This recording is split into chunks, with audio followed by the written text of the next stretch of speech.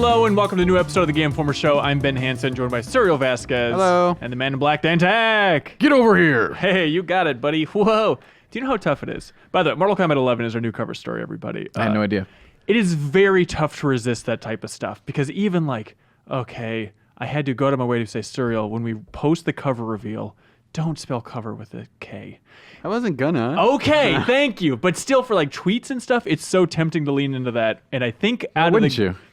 Because it's look, there's something kind of lame about leaning into it, but it's fun. I think for the press, when every once in a while you cover Mortal Kombat, one out of thousands of games you cover, right? Just be like, oh, this is the one where we get to say those cliche things and use a bunch of K's. It's kind of fun, but we're not going to. It's super fun. I think we should do it. I made one get over here reference, but that's it. I am limiting it. No more cutting myself off. Coverage.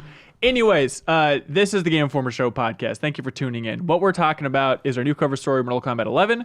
Very exciting stuff. Serial and I went to NetherRealm. We're going to talk about our trip, what we learned, all that fun stuff. Then we have to unpack everything that is Borderlands 3. Ooh. That was announced, ladies and gentlemen. Two trailers. No way. Yeah. Series of- come on. Well-known secrets being slowly unfurled. This is a snark-free podcast, ladies and gentlemen. I don't understand this tone. Then, Dan, you went to PAX. I did. PAX East. We're going to round up some fun indies along with mopping up some GDC stuff with Imran Khan. Should be fun. He got to play the Iron Man VR game, stuff like that. I'll talk about No Man's Sky in VR, which I got to play for a bit. Other odds and ends. Elise and Kyle want to talk about a game called Photographs from the creator of You Must Build a Boat and 10 Million. They seem hot on it. Then fun community emails. Then back half of the show, talking about the top 30 fighting games of all time, which Game Informer recently ranked. I'm sure everyone's going to agree on all those. Number one is a doozy. Right, Serial? Yeah. Okay, great. That'll be a fun chat. Serial Vasquez, Mortal Kombat 11 is our new cover story. A couple weeks ago, a month ago, I forget exactly when it was. It was right before GDC. We went to NetherRealm Studios in Chicago. Yeah, we got to basically talk to a bunch of the people there. Got a tour of the studio. Got to play some of Mortal Kombat 11 and basically learn a ton of stuff. It was a day filled with a lot of interviews. It was weird because like people were tweeting at me saying like, "Hey, did you get to play as Cetrion? Who's your favorite character?" And it's like, no, I don't think I touched the game while I was there, which is crazy because it was just interview after interview. I did play as a few characters, but oh, okay, interesting. Had you been to NetherRealm before? There was a preview event where a bunch of people got sort of the studio tour, but. It was interesting to be back there like very, very quickly after that for this. Hey, now it's a cover story and it's just us. Let's really soak this in. Yeah. I've always wanted to go visit that studio. It's cool that it's such a big, powerful studio in the Midwest. It's so different. Yeah. And just like thinking about the most consistent game studios of all time. There's obviously, okay, you might say like, whoever makes NBA 2K. Like that team, pretty consistent every year for hitting a crazy high quality mark. But think of like NetherRealm, every 2 years, like clockwork, they're releasing a game, and for the last 4 games, they've all been excellent, right? It's crazy that studio... This would be 5. Okay, there we go. Just constantly turning that stuff around. Like it is a wonder, and it's a nice, humble studio down there. It's awesome. They're also one of the few sort of fighting game developers from the West, because it's usually, you hear about most of the big fighting games are all from Japan. And there are exceptions, there's the Iron Galaxy and Twin Galaxies, the Killer Instinct people basically. And you can sort of, I would make the argument that Ubisoft Montreal, or the studio behind For Honor, is in. Oh, really? Montreal? Yeah. You consider them a fighting game studio in some way at this point? Well, I consider For Honor a fighting game. Do you really? Oh, that's interesting. In terms of, fighting game developers outside of Japan, like those are really the 3 that come to mind. There's a lot of indies. For the big dogs, yeah, for sure. But NetherRealm is like, when you think about fighting games that aren't from Japan, it's really just Mortal Kombat in a lot of ways. Yeah, and you talked to Ed Boon about that specifically, just about being such an outlier in the West. Yeah, like it's not something that he obviously thinks about. It's like, oh, we gotta rep America in the fighting game genre. But it was something that he sort of, I don't know if I'm projecting, but it felt like that was when he started thinking about like, oh yeah, I guess we are sort of one of the few big AAA studios that has gone all in on fighting games in a way that most studios don't. Like even the Fight Night people, you don't see Fight Night games anymore. So right, and the fact that Mortal Kombat's still selling well, at least 9 and 10, and Justice is selling well. Like it's wild that they've pulled this off. Yeah, when Mortal Kombat X came out, it was one of the best selling games of the year, like across genres. Yeah. So it's strange how like as much as we think of fighting as a niche genre, how popular they can be, right? I was interested in listening to your interview with Ed Boon where you kind of wound back the clock a little bit and talked about, the fall of Midway and how the transition to Warner Brothers happened. And Ed Boon he's mentioned before, like, we're talking to a bunch of other publishers. It didn't have to be Warner Brothers, but he just quickly mentioned in an interview, like, yeah, I was flying all over the world. I had meetings in Paris. Yeah. Okay, Ubisoft. Nice. Yeah. It's like crazy to think about a world where Ubisoft could have owned Mortal Kombat. Yeah. But Warner Brothers ended up making the bid. Yeah, Is it that crazy? It is. It's weird to think about. I mean, I know it's a weird industry, but wouldn't that be it was wild? the most likely choice because they were already working on, like, Midway was falling apart as Mortal Kombat versus DCU was happening. Yeah. So I imagine that they like working with those guys. And the first thing they did, it tells us, the first thing Warner Brothers said was, we'll just give you another 6 months to work on the game, right? Yeah. But it'd be interesting to see what would have happened if Mortal Kombat was owned by, Ubisoft, because it would have been a lot harder to get an Injustice game had that been the case, right? Interesting. Yeah. Also, I mean, For Honor, it'd be For Honor : Mortal Kombat, as That's everybody right. knows that full Now crossover that- would have existed. That would be a game. Yeah, forget I Rabbids want to see in that there. game. Dan, you've been a fan of Mortal Kombat your entire life. Out of the womb, you're screaming about it. During the Super Nintendo era, I think we could say that. And Okay. I play a little 10. But Okay, and you like 10. I think for me, I'm just waiting.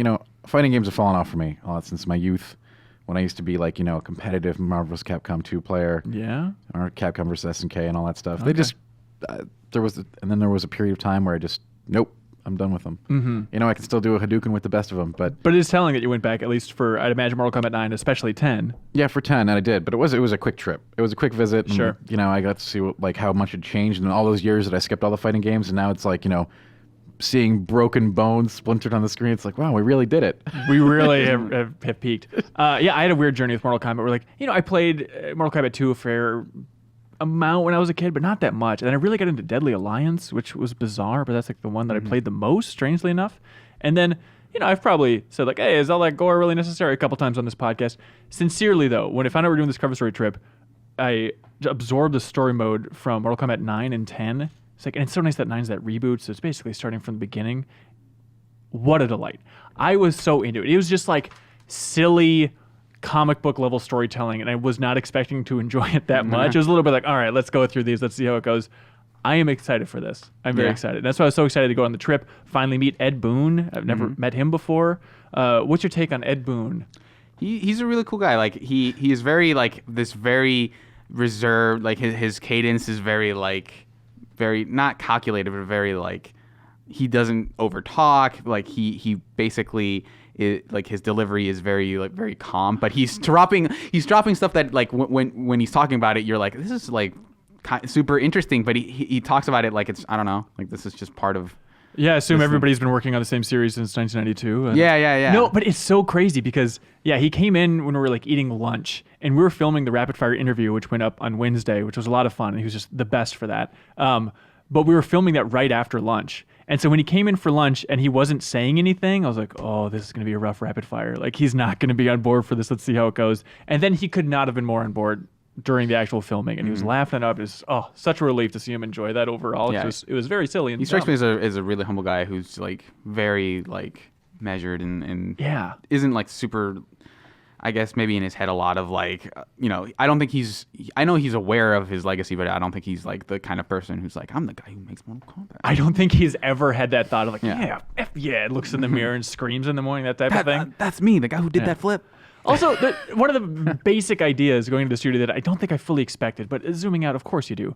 But it was interesting, especially during that rapid fire. It came out a couple times after that, but especially during the rapid fire, asked him, like, scale of 1 to 10, how much do you guys want to work on a new IP? He's like, 9.6. Like, just the feeling from him to like, oh my God, I love Mortal Kombat. It is his life at this point. It's his life's work. But at the same time, like, we need to unleash Nether Realms. We can do so much more. Yeah, that'd be interesting to see what kind of game they make, because obviously they've made nothing but fighting games so far. So it'd be interesting to see, like, are they learning new disciplines? Is there things like, would they make like an action game sort of like Shaolin Monks, which they've done, but they've done before. I'd be interested in to see like what are they most passionate about outside of fighting games, because it feels in a lot of ways, because it was sort of, hey, it's a small team that made Mortal Kombat and it became so popular that we just had to build onto it. Like what if they weren't making fighting games? is that group of people passionate Well, about. that was one of the craziest things that I saw on the trip, was just walking around the studio. I kept seeing what I thought was just like God of War on a monitor over there. Like, what is that over there? this And then weird, eventually realized, like, oh no, that's the way the crypt looks Right. in Mortal Kombat 11, is they actually have the camera third person behind You're the sort player of character following them around as right. you're walking around. And they stress, like, don't expect like an action adventure game. Yeah, but it's not like a thing where you're jumping over like anything No. or like, there's no real action to it. It's mostly like an interactive way to walk around and unlock stuff in the crypt. And there's going to be puzzles, things where you're moving back and forth across Right. the island, trying to open different locks with keys and things like that. But even seeing that glimpse of what the crypt looks like in Mortal Kombat 11, it's like, oh, it's nice to see the studio get those experiments out of the way. It's like if they want to change the way Yeah. things are done in the future, the idea like, hey, we're experimenting with just third-person camera. Let's see how it goes. I just like, don't you think at this point they sort of like pigeonhole themselves into, after so many Mortal Kombats and with the success of the recent games, it's just like, you can't get out of it. why would you take that risk, right? Like it's got to be hard. yeah, I would say like it would be the next entry after this. I think would be the time to do it, because they've done 2 Injustice games, and I think that as much as people like Injustice, like I like Injustice, right? I think Right. I think people, obviously Mortal Kombat X is their highest selling game, right? And not Injustice 2. So I think that if there were a fandom that were going to have to take the hit, I would prefer it to be Injustice, just because I think I like the Mortal Kombat games more. I think the Mortal Kombat games sell better. So I think if there is an opportunity for them to say like, hey, we want to make something that isn't a fighting game, I think the break between a new Mortal Kombat and something else, I think would be the time to do it. Yeah, But- although, I mean, talking to Ed Boon, he even said, like, oh, it'd be nice to take a break and let anticipation build up a little bit. Because it would be nice to have like that level of splashing that 9 had. Like 11, I think, looks like a super solid game from what we played, but 9 was also just like, wait, what? We have to pay attention to Mortal Kombat again? This is actually great. It's like having that level of anticipation, I think, is key. It could also help with a lot of their long-term support of it. Like they could support Mortal Kombat 11 longer than they have been other games, right? Because they basically they release the game, 1 year of support, and then we move on to the next game. Yeah. So I think Mortal Kombat 11 has like what it needs to be around for longer than their previous games,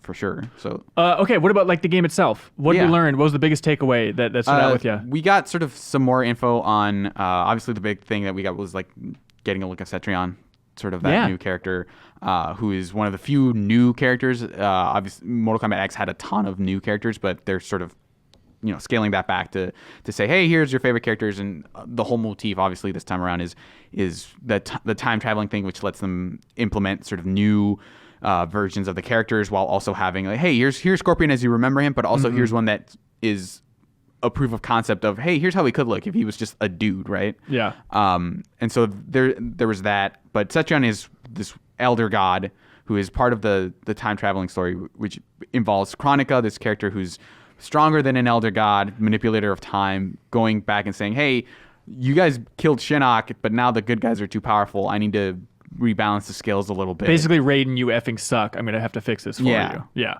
And so, Cetrion is seen as the opposite of Shinnok, who's the elder god of death, because she's the elder god of nature and life. So that's why she's being thrown into the mix here. Yeah. You into the Mortal Kombat storylines, Dan? No. Dude, it's so silly. I so saw her fun. finishing move and it was really cool. All right. There we go. There were a Forget lot the of people. story. There were a lot of people talking about, this doesn't fit with Mortal Kombat. It's more of an Injustice thing. But there are way crazier fatalities than that in Mortal Kombat 3. There's one where Cyrax has so many bombs he blows up the world. Like there's just a lot of really dumb. I actually appreciated that fatality as sort of a return of, with them getting more and more elaborate and more realistic. I like that there's one that's like, I'm this powerful. I'm going to crush you like a little, something a little bit more comical, I think is kind of cool. Stage trend reactions I saw. Number one, saying a lot of people saying she looks like Aloy from Horizon Zero Dawn, which I did not think about until the internet pointed out repeatedly. But all right, fair point. A lot of people saying, "Ooh, was she teased previously?" Yes, she was in that story trailer. Okay. The back of her head was in the story trailer. But even in previous Mortal Kombat, it's like the idea of this elder god of life. She was in like Jade's ending in Mortal Kombat 9. Okay, that level of cut I love. Also, a lot of people saying, "Well, so long, Rain and Tremor." Because it seems like she has their moves. What do you think about that? I don't know. Like, I don't think that precludes them from including them in the game. Yeah. I'm not super versed in Tremor specifically, so maybe it is one of those things where he straight up has a thing where he lobs a boulder overhead and underhead, in which case maybe. But I can't imagine that they look at that stuff and say, well, I guess we put in such and so we can't do this, right? Because that just seems like a weird reason to limit yourself. That said, I don't know that either of those characters' chances are good because they're not among the most popular characters. Like, sorry, but right. So we have a video going live on Friday. That's kind of a full breakdown of Cetrion's moves. We have one of the best players within NetherRealm actually kind of walking through, laying out strategy and stuff, which is great. You did a great job on that video too, Serial. And it seems like Cetrion is designed for range, not complicated combos. Right. She has some combos up close, but for the most part, she is meant to stop aggression, right? And she has a lot of really interesting tools to do that. I think honestly, the most interesting thing that she does is she can create this field of like vapor, and if you're in that vapor, you basically can't combo. So that's insane. So you can do combos and she'll get hit by them, but she can block in between each of those attacks. Yeah. So basically you cannot combo her when she's in that field, which is like a super interesting thing that I don't think I've seen in a fighting game before. Right.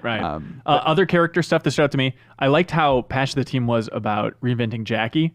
Like, we feel like we finally nailed this character now in Mortal Kombat 11. I think she's going to be a surprising character in Mortal Kombat 11 story mode in general. I saw her in like their breakdowns that they do for individual characters. She looks awesome. She basically they've really leaned into Muay Thai for her, so she has a Sagat-esque stance now. There's a move in Muay Thai where you sort of kick the same opponent multiple times. And she does that, but like crazy fast because she has augmented legs, sort of, the opposite of her dad. So she'll like have like these hyper fast kicks that she can do. Yeah. She is a military like weapons expert. So she has like grenades and stuff that she can fire. And the way you can change sort of what projectiles she has on the screen.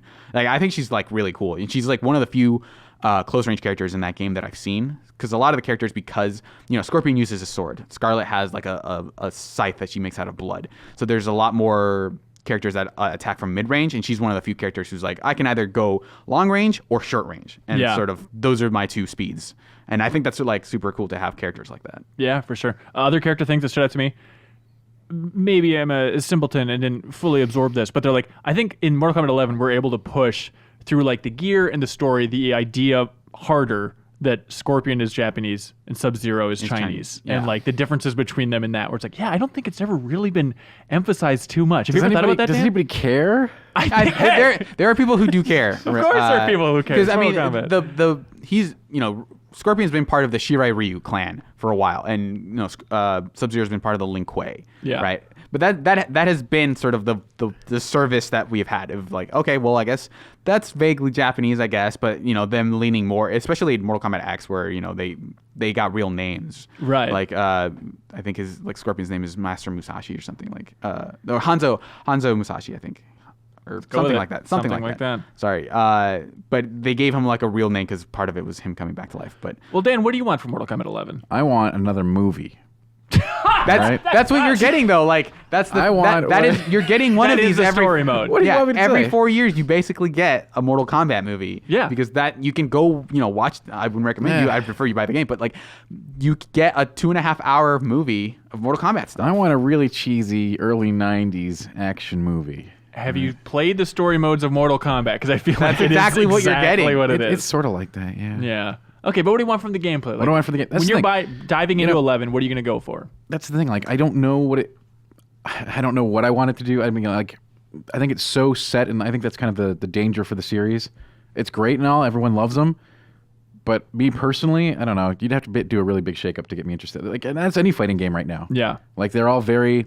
Nobody wants to push too hard because they're very set in what their audience wants and expects, especially for the competitive scene. And you've already got a great formula. Why change it? I get that. Mm-hmm. But for me, it would take something to shake it up, and I don't know what that is. Maybe RPG elements. Right. Well, they do. They pride themselves in the studio of like, we like to shake things up for every entry. Obviously, this time the gear and the augment system is the biggie that they're especially pushing. like customizable moves, which are like the is crazy, especially when they talk about like they're still up in the air about whether or not they would ever add moves down the road. Yeah, they said like if that's what people want, we are down to do that stuff. But I think that is the make or break thing for this game, where running into different Scorpions, you might have different builds of a character, and I think that's super cool. They did say that for ranked and competitive play, they're going to stick to these preset variations, just because it'd be hard at a high level to say, hey, I'm here's the Scorpion, I don't know what he's going to do, and I'm going to spend the first round of this rank match figuring out what he can even do. Well, correct me if I'm wrong. They did say they're going to allow stuff like gaining extra XP or currency, right. like if you have those augments. Right. So you can. have gear, but that's separate from like the gear is separate from the moves, right? Gotcha. So like you can have stuff where if I'm on a win streak, I get more XP, more coins. But you'd have to select one of the preset variables, which like that is to me the biggest question, where I get why they would do that, but part of me feels like, just at least for the first month or so, let people run wild, see what happens. Let people build their own version of a crazy character, and if it is like as big of an issue of like, there's just straight up combinations that are just completely broken, maybe then you tool that back. But I would prefer that they start with the being more open to having different crazy things possible, right? Because that's the thing that makes this game. That's a balancing nightmare. Yeah, and for them sure. trying to like get I out of said, the gate. I get why they would do it. Yeah. But I would like to see what would happen at like a high level of like, hey, this is the build. Because what ends up happening is, in something like this, I imagine it would be like, hey, this is the Jade that you want to run because this is the most effective Jade. But I like the idea of it being possible. Like maybe there's the chance, if there's any chance at all that there are two versions of Scorpion that are both equally viable, I think that system redeems itself. It's interesting. And even on a casual level, I like the idea that I can aspire to be a professional player, even though I'm never going to be, right? Yeah. But the idea of like, hey, if I like the specific version of Scorpion that I've made, knowing that like, well, if you want to actually take the game seriously, you're going to have to stick to one of these three, predetermined buckets. That's a little disappointing. But again, I totally agree with you. It's a balancing nightmare, and I get why they do it. Right. I think that's one of the big challenges with fighting games, especially like these huge franchises. Like you can't change too much, or people will freak. And what do you do from iteration to iteration? Like it's like, hey, I've got a couple new characters. Yeah. But then no matter what, the community will be outraged because their favorite character is included. So it's wild. Like as a point. genre, how like restricted they are in terms of what they can do from title to title. Yeah. But NetherRealm, I think more than a lot of studios, does a really good job of saying like, hey, even if you don't want to take the game seriously, there's a ton of stuff to do. Like there's the story mode, there's the Towers of Time, which have like a ton of new stuff in them now. Like you have certain tag team matches, which they said it's not going to be its own mode for now.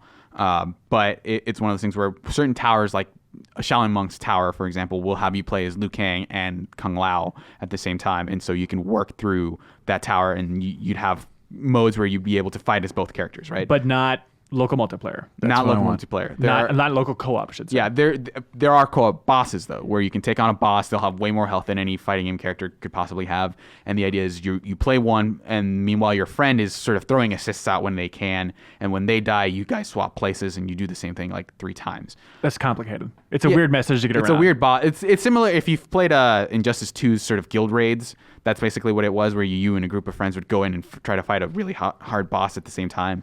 But stuff like that, I think, is a good way of saying, hey, I just want to interact with this fighting system. I don't want to worry about whether or not I'm good.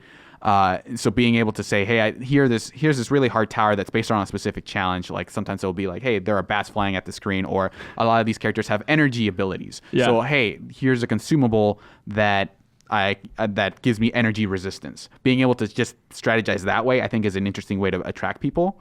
But they did say that you wouldn't be able to buy the consumables. So there's a ton of like different assists and stuff that you can bring in with you with towers that would let you gain an advantage that way. And they're meant to be like, hey, if you don't go in with any abilities, you're not going to be able to beat this, basically. Right. And I also like the idea of like different bosses along the way in Towers of Time.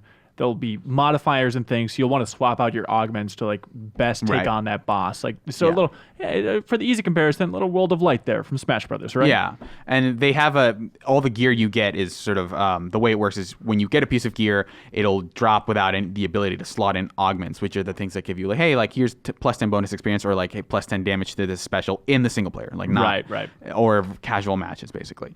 And then as you play with that particular piece of gear, it'll level up, and you can slot in more things into it. Yeah. And so that gives you like just having those sort of RPG-esque goals, I think is RPG elements, Dan. I was going to bring that baby. up once we finish here. Okay.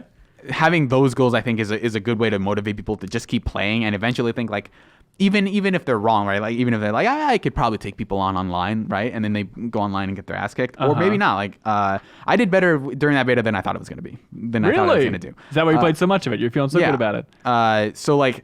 But even like anything they mentioned this is like anything you can do to get people to sort of start experimenting with different modes. So there could, they said that they're likely going to have challenges of like, hey, play a match in as to get things in the single player, you might have to play a match in versus, and that'll just be it's not going to be an achievement or anything. It's just going to be, hey, if you play this match, we'll give you some experience. Just try it out, right? Totally. So they do a really good job of that, and they've done that for a while, but like it feels a lot more fleshed out in 11 than it has been before. Yeah. Dan? Yes. Captivated? So I decided what I wanted during that conversation. Yes, please. Okay. I want a roguelite, turn-based Mortal Kombat tower climber dungeon crawler. Turn-based. Turn-based. So you don't want Mortal Kombat 11 at all? Mortal Kombat characters. Okay. Right? You want auto chess but with Mortal Kombat or what? That's a good idea. I like what I'm hearing. That would also work. All right. You just want a good version of Mortal Kombat 2 and then some freaky roguelikes. No. It's a tower climbing dungeon crawler. Okay. Turn-based. You get all kinds of crazy gear for your characters. You still get to do finishing moves on your opponents. This is gold. That is like offhandedly, it is one of those things where you look at Street Fighter and you look at a lot of other franchises, and they've started branching out of like, hey, look, people really like these characters, but maybe they're not into fighting games. Let's make a puzzle game with Street Fighter characters. Let's start commodifying these characters in different ways. And they do that for Mortal Kombat, but they always package it in as like a bonus. Right, mod. it's always part of the fighting game. So and they have that mobile fighting game, which is very different and more simplistic. But like I think there's a ton of room to make games with Mortal Kombat characters that aren't fighting games, just to appeal to the wider crowd. But who is going to make that game, right? Like I think NetherRealm would have enough They have so much ownership over it. Yeah, that they would want to be the ones to make it, and at that point, may as well make another fighting game because those sell super well. I know. It's a silly thing. Other things we're not going to talk about in the month of coverage. You wanted to get off your chest here, Serial? Yeah. So like I said, you won't be able to buy consumables. Yes. There are leaderboards, which is another way to encourage people to come in. So like rewards at the end of every week for Towers of Time. Right. So it's like, hey, depending on your score in the ladder relative to other people. So it'll be one of the things. If you see your friend beat you, you can try to beat them to get a higher place on the ladder. Yeah. There's like I said, Augments. Got to play a little bit with Noob, he's really cool. We'll have a match with him later on in the month. But I think it's coming up next week. Yeah. So and then later in the month we'll have like sort of not video, but like breakdowns of like Aaron Black and Devora, like who are characters that people haven't seen yet. So that'd be interesting. A lot of crazy stuff in those characters that I don't want to spoil. But yeah, I'm happy with the direction they're taking Devora. This is like one of my favorite characters from a X. lot of interesting mechanics at play with Devora for sure. Yeah. Good Devora tease. Also, more videos. I'm interested. Yeah, there we go. Story interview coming up later on in the month. We also make the two best players within NetherRealm face each other. That's going to be a fun video. And there's also the thing of like setting it up. It's like I was fully planning on just having like the gameplay, and it's like I should probably get them on camera.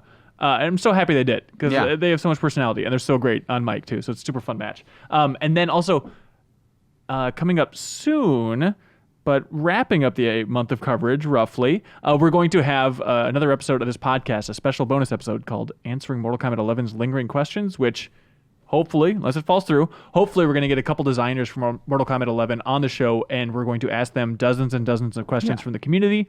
Hopefully not, hey, is this character in it? Is this character in it? But it's a good opportunity to get into the nitty-gritty design questions about Mortal Kombat 11. I think there's a lot of fun stuff to learn there. So send us your questions if you've got questions about Mortal Kombat 11. Yes, specifically we'll have a post on GameInformer.com where we're looking for your questions. You can leave them as a comment there, but we'll let you know. So if you just keep your eyes on GameInformer.com, it's going to be a lot of fun stuff. I recommend checking out that rapid fire video. Those are always fun. Ed Boon was a hoot. Hey, and Dan Tack, hey, we do this every month. We rotate our cover story every month. We do? Yeah, sharing new info. It's always fun. And I do always like those podcasts, like giving people just an opportunity to ask designers whatever they want. The only barrier to getting your question answered is us, and we just want the most interesting stuff. Yeah. So it's very ask low. an interesting question. Yes, that's really all we need here, and then we can ask a designer. It'll be fun. GameInformer.com/Mortal Kombat 11. I'm sorry, /Mortal Kombat. /Mortal Kombat. There we go. Dan Tack, thank you for being a good sport. Hey, it's been great. I love it. Will you come back later and talk about some indie games and some fun stuff like that? I sure will. Okay, as for now, do the two of you want to high-five each other out of here? Yeah. Oh my God. We're here. We have the almighty crew. We have Imran Khan. Howdy. News editor, Skyping in from San Francisco. We have Jeff Cork. Hi. And Jeff Marchiafava. Hey, two Jeffs. Jeff Marchiafava, I'm excited to have you here in particular because we both went on the cover story trip for Borderlands 2 back in the day. The grand reveal of Borderlands 2. And now, lo and behold, in the year 2019, the year of our Lord, Gearbox has graced us with Borderlands 3. They've basically been talking about it for a long time, so it was a weird reveal. Weirder yet was the live stream last week. I was really thinking about this. Like, I don't know if it's greatest work of art of all time category, but I just kind of want to sit back and watch that live stream again and again and just really dissect it. You know what I mean? You're sick. Because I'm a sick F. Imran, Did you see the YouTube videos of people who were in the crowds? Because the crowd really turned on Pitchford at one point. was it during the video playback issues? No, it was after when he started blaming the PAX staff. Oh, that's right. What did he say? He's like, oh, we really wanted to bring our own staff. It's hard to find good people. And then, the audience started booing, and he's like, no, they do good work here. Look at the back of my shirt, quick. Okay, let's walk through this. So Okay. it was such a bizarre roller coaster ride of emotion. It's like, hey, PAX, they've been teasing it for a long time. Gearbox is going to be announcing something big. I think you might want to go there. Reserve 3 seats. Wink, wink, wink. All that type of stuff. It's Borderlands 3. Some would say. So it's this big panel. A ton of people in the audience. Randy Pitchford comes out. Obviously, if we've talked about it on the podcast before. Yes, Jeff Cork. First, if you were watching from home, if you're watching the stream, they had a claptrap rap that seemingly went on forever. And we had to watch it because we had to watch the stream. And it didn't occur to me until it just hit me. I could have muted it. But at the same time, That's what I did. it was mesmerized. You see, why can't I be more like Imran? That's why he's on a computer and I'm just here in the meat smart one. space. But Randy Pitchford All right. has had a rough go of it lately. A lot of drama around a USB stick, all sorts of stuff, as we've covered on the podcast. So he gets out on stage. He's in his element. He's a magician. I don't know if you know this. He likes to entertain. He's a passionate man, as we know from our cover story trips down there, Jeff, right? Passionate man. You can't deny that. Nope. He gets on stage. He's soaking in the love. Like, Borderlands has always been this cornerstone of his life. Every time he yells out the name Borderlands, people say, "You rule, we love you, Randy." Like, remember, it wasn't that long after Battleborn came out where he went on the Game Awards to announce some stuff. And he's like, "Hey, Borderlands, everybody." Like, didn't mention Battleborn just to get that uproar of applause, right? He feeds on it. He feasts I on it. legitimately forgot Battleborn was a thing. How dare you? We did a cover story on it. Jeff and I know all about it. But he gets on stage, stokes it in. It's great. He then goes for the magic trick, which went on for a very Yeah. long time. And you Also jokers, seemingly forever. you jokers are like, "Oh, Christ, here we go, magic trick." Yet, Jeffem, afterwards, you're still trying to figure out how it was done. It had to be a plan. I You think spent time that's the thinking answer. about it. That's the real answer. Is just they must have known those guys. I don't think so. I think it was just a hell of a magic trick. It was a great magic trick. Yes. But I wonder, like one of the leads at Turtle Rock, he's into hot rods. Would he even think for a second, maybe in our stage presentation, I could drive my vehicle onto the stage and rev the engine for 10 minutes and This make is everyone what listen makes to it a work of art. It's all wrapped up in Randy Pitchford being a real personality and how much he is connected to the Gearbox name and image, where he's like, well, magic, let's go. Let's put it on there. People are going to have to watch me do magic. Yeah, and no one can say no, or no one wants to veto that, No one knows how to close a curtain at PAX, I learned. But to the point, the part where it really took a turn. If you're gonna Oh, do magic, make sure that your trailers are working properly. Well, we'll get to that. But literally, Randy Pitchford is so absorbed in Borderlands 3 and just enjoying this level of, or this roller coaster that they're on here, that the reveal technically of Borderlands 3 happened then with him turning around and the number 3 was on his jacket. Because they tried to show some other trailers, because they were remastering Borderlands 1 and then an enhanced HD pack for Borderlands 2. They started showing the trailer and then it was running like no, that one ran for like 5 seconds and then it stopped. It stopped. Because they're running it from a laptop. And then they're like, all right, let's go to another shot. And then it ran for like half a second longer.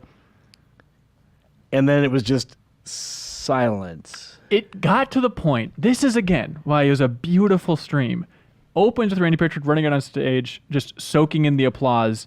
Got to the point then where trailers are breaking down left and right, and Randy Pitchford just has to look out at a full audience and full nightmare mode has to say, "So, how are you guys?" Like, had to pull that one out. And he's a performer, but he got to that point. That is sad. But yes, if you worked at Gearbox, how happy would you be that it was Randy Pitchford on the stage at that point and not someone else? Because I feel like if anyone can vamp and kind of work a crowd, Yes, yes. you would want it to be Randy Pitchford out there for you. Absolutely. And I thought that too. I was still bummed out when he went down to that level of like, all right, I guess we'll publicly acknowledge that we just have to kill time here. You can only do it for so long. I think, Right, is the right.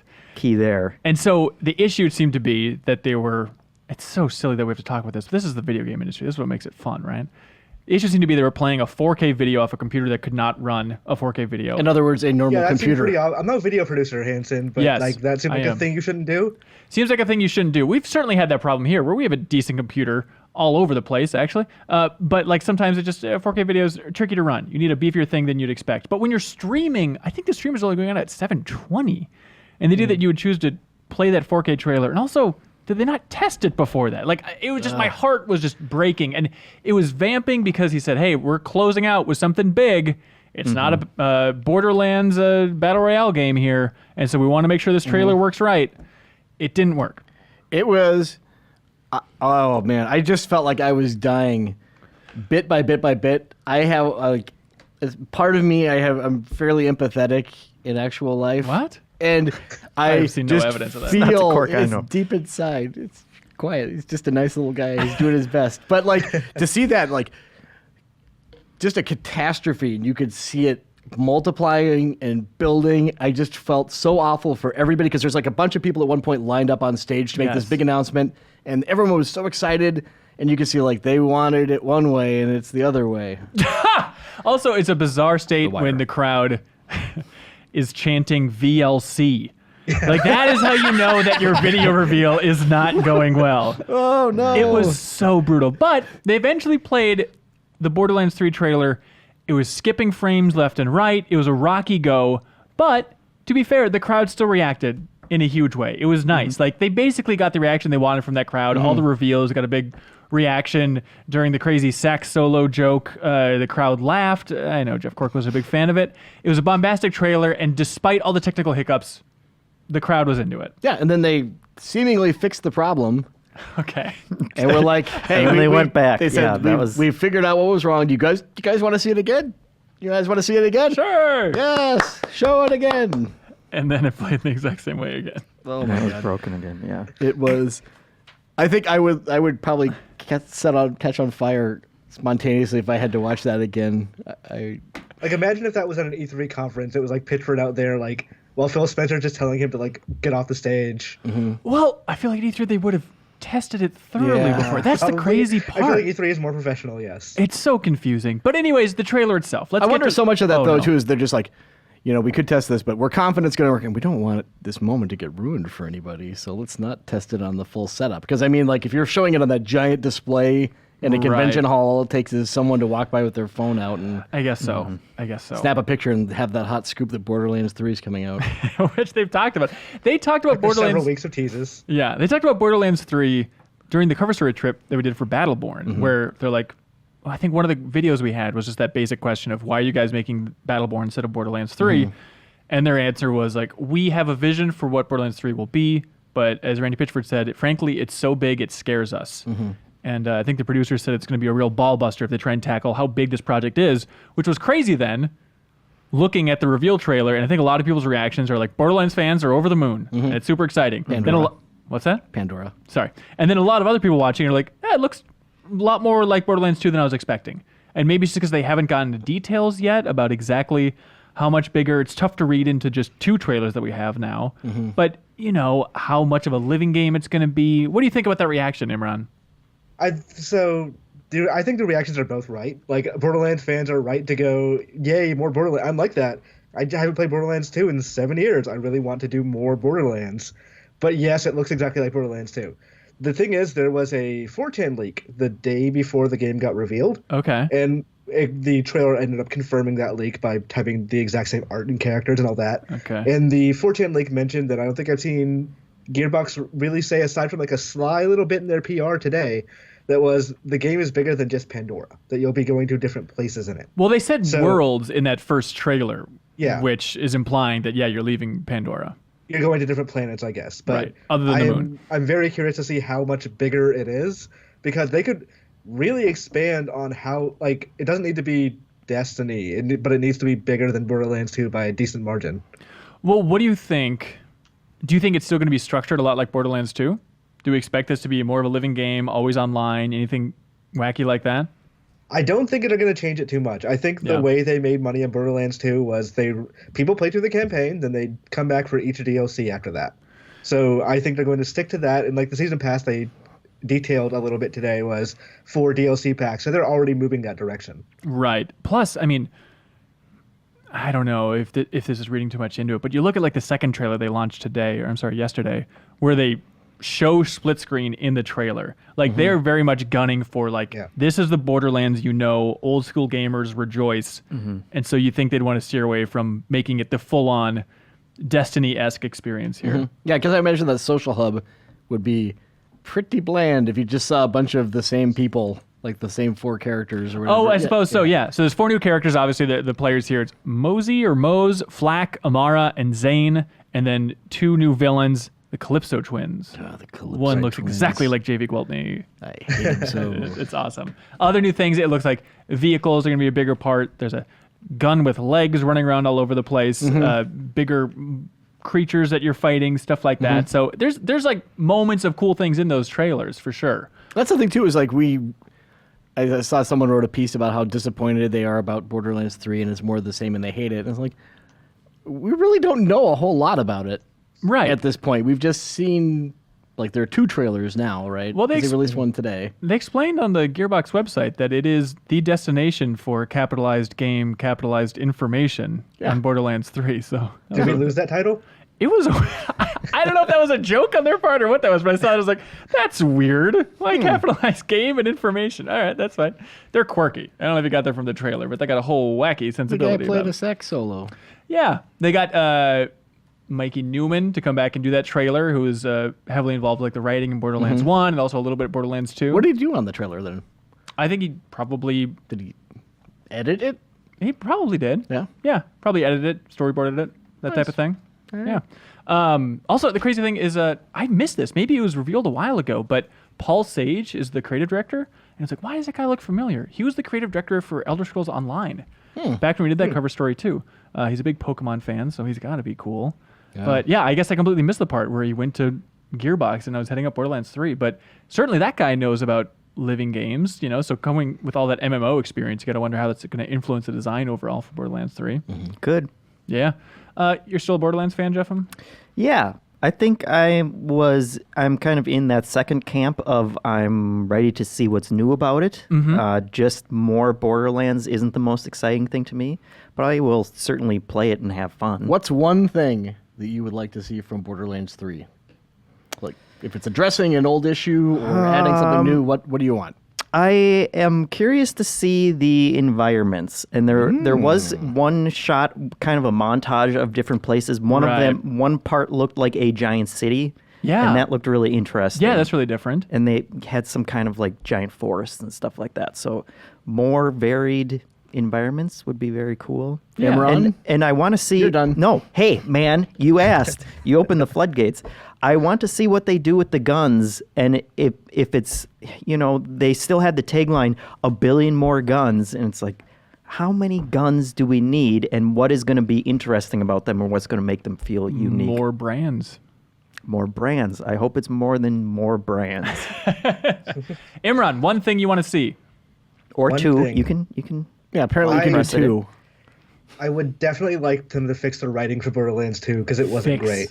Fix the writing. Well, Anthony Birch, who was the lead writer in Borderlands 2, he's no longer with Gearbox. So He's a Riot, yeah. yeah, so the writing will probably feel a little bit different. But judging from that first trailer, it's like there is a Borderlands tone that I'd imagine they're going to stick with here. This isn't necessarily a thing I need to see fixed, but I'm very curious about. They did show Reese from Tales from the Borderlands in the game. Yeah. So I'm very curious, like, do they have Telltale writers there that were writing the original game, or are they bringing back, like, the original voice actors? Like, are there more characters than him? Yeah. Like, these are things I'm very interested in because Tales from the Borderlands is great. I saw the creative director from Tales from the Borderlands say, like, oh, it's so bizarre but fun to see, those characters in their game. So I know that at least the creative director is not at Gearbox now writing, but I feel like they can pick up those characters. They worked a little bit with Telltale along with that, so you'd think that they could get the voice somewhat right. But yeah, voice actors is a big question. I'd imagine they'd get them. Who's going to say no to Borderlands 3? Who is it's the voice actor I can never remember the name of, but he's in everything. Troy Baker. Yes. He commands quite a price these days, so maybe. I think 2K can. Dude, Borderlands 2. 2K can pay, yes. Yeah, Borderlands 2, I think at least it was 5 years ago or so, it was 2K's best-selling game of all time. I think the series is over 25 million now. Yeah. Oh, wait a minute. Now I'm confused. Did you just make that up? No, that's what Gearbox said at least. But then thinking about like, well, okay, but if it's 2K but not Take-Two, because if it's Take-Two, then Yes. clearly it's GTA 5. So Right. that's confusing. But Yeah. it's outdated information. How about you, Hanson? Oh, one thing I want. Split screen is huge Yeah. for me. I'm really happy that that's in there. I think writing is huge. Yeah. I think that's a big deal for me too. I just don't want to be annoyed, and I was fine with a lot of Borderlands 2's writing. I know the internet turned on it. It seems like, and as more time has passed, a lot of the internet has become snobs. We're like, all right, me, internet humor, that type of thing. But if it's just still playable without being obnoxious, I'll be happy. I think. Yeah. You did see Claptrap. I did see You did see Claptrap. Claptrap. Yeah, he was. All I I don't want- see much Claptrap though, which is optimistic of the future. Well, they don't have the voice actor anymore. He left the studio and is not pleased with the studio, so it's a weird situation for Yeah. the character of Claptrap. Clap. Quark, what about you? I would like a better way to compare weapons. Just like a Oh, more wow. elegant solution, because like that game, I love games that have loot in them, but it doesn't seem like it was easy to compare and contrast. Like, is this gun better than what I have? Mm-hmm. It was, you could do it, but it was a little more convoluted than I would like. You know, my dream would be you set up a parameter like things that are important to me: damage over time, ammo capacity, like little check boxes, and Yeah. then it just you pick 3 out of 10, and then you run up to a gun and it's like better. Take right now. Or what if it was like, you know how when you change your monitor, they give you like 10 seconds to decide whether it's better or Yes, not? Like you pick yes. it up, you shoot with it for 5 seconds, and if you don't press a button, you just like eject that and move on. Yeah, and it runs away. Yeah. See you later. Crying. Beautiful. Hey, Jeffs, do you guys want to clap the hell out of here? Wait, we're done. Yeah, I think so. Bye. All right. Dan Tech, Hey. Magic Man, you're back, baby. What's up? You're also back from PAX. Whoa, that's right. I just got PAX back East. from PAX. Yeah. How's the trip? A lot of vitamin C over the last few days. Hoping I don't catch that con crud. Okay, and the games themselves? How Games was work. PAX? It's always a fascinating journey. PAX East is one of my favorite shows because there's, in the last few years anyway, there hasn't been any big ringers. Obviously, you had the Borderlands announcement, but like you walk the floor, it's really about trying to find the diamonds. I'm not going to say in the rough because there's amazing stuff there, but like you got to kind of weed it out, and it can be a daunting task. Yeah, Imran Khan's also here, and it seems like we had that problem with GDC as well, where it's like you take appointments because you just never know how the game's going to be, right? Yeah, and then always there's going to be something on the floor that's like, oh, everyone's talking about this, but when do I have the time to go see it? Right. What was the case this year for GDC? For GDC, I feel like there's a number of like different events we went to for indie games, but for me, like there were a couple of big standouts, and you and I played one, Hanson, that I really liked was Katana Zero. Yes. We talked about that on last week's podcast a little bit. That was yeah, we good. did. Yeah. Let's see. Other than that, you were talking about Young Souls a lot, which was interesting. Young Souls is really cool. It's from the Arcade Crew, which is it's .mu's action game label for Yeah. indie games. So they're putting out stuff like Blazing Chrome and things like that. And Young Souls is a very, very beautiful 2D dungeon crawler, or action dungeon crawler, I should say. Interesting. And that just caught your eye? Like that combo is enough for you? I like the art caught my eye because that game, like, even though it's 2D sprites and all that, but like they do very interesting things with camera cuts in that game. So when you're walking by it, it's cut like an action movie, with like close-ups on the enemies as you walk into a room and like quick cuts back to your characters reacting. It's surprisingly interesting what they're doing with it. It doesn't feel like it's inspired by any particular game. It feels like it's its own new different thing. Huh. Young Souls is that one. Yeah, .emu had a big show. They also had Windjammers 2, which we played one round of, but like I love Windjammers 1. Sure, I'm up for a better looking Windjammers. Let's go for it. Just keep those rolling forever. Also, Streets of Rage 4. They technically had behind closed doors at GDC, but then they also had it at PAX in a big bad way. But that looks so beautiful. This is like Streets of Rage.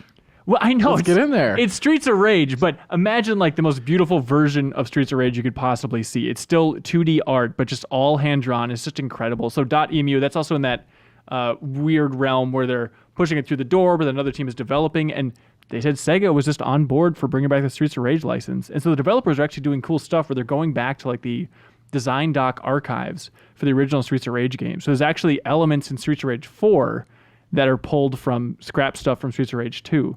And they added like new moves and stuff because like you gotta layer some complexity onto the brawler It's got to be system. called 4 for a reason. Yes, I guess so. I mean, unless you're Double Dragon, which didn't you review Double Dragon 4, Dan? Oh, I did. Because you can't just bring back a brawler and expect it to be, That was a rough one. no one's talked about it. A week Well, I after mean- it came out. And there's no reason to. I mean, I scored it very low. And Sure. Yeah, but I'm optimistic about Streets of Rage 4. But Dan, back to you. Hey, what's PAX, up? baby. What was the most standout game you PAX. played there? Okay, so I'm partial, obviously, to the new Divinity Fallen Heroes game. Oh, that's very The interesting. chance yeah. to play that. Yeah, it's XCOM meets Divinity.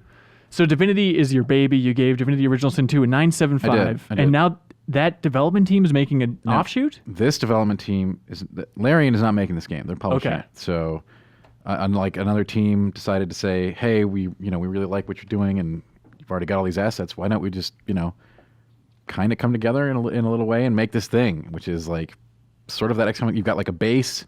You've got like you build out a team of like archers, mages, healers, and then your heroes. So it really is.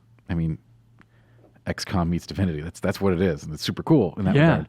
So obviously, that's going to be a really interesting technical experience. Is that coming out soon? Do we know? There's no date whatsoever for that. Okay. But look, based on what I played on the floor, I mean, it's coming along nicely. Very playable. Like tons of stuff is already working. They only have to, they just drag in the mechanics almost one for one from Divinity 2. They obviously have to change a lot of things for balance reasons, but the framework's all there. It's just waiting to get pieced together. Right. God, Larian, what a weird success story. And it's super I smart love of it. them to like farm out that Divinity brand at this point. Yeah, I can't believe like just how far they've come from being like, we're a Kickstarter, please let us make an old CRPG, and now they're on top and they deserve the success. So Yeah, absolutely. That's awesome, man. Anything else stand out to you? yeah, there were some other really cool and weird indies I had no idea like that I was going to be into. So one called Mistover. Mistover. Talk about that one real quick. This is Darkest Dungeon meets anime. Okay, that's what it is. All right. That one's gonna be a lot of fun. One other Mistover. Okay. Yeah. Another one, Star Renegades. This is crazy. Sort of like a roguelite RPG, tactical, turn-based, with an overworld map and everything. Really unique art style, and that one is what caught me originally. But the mechanics are really cool too.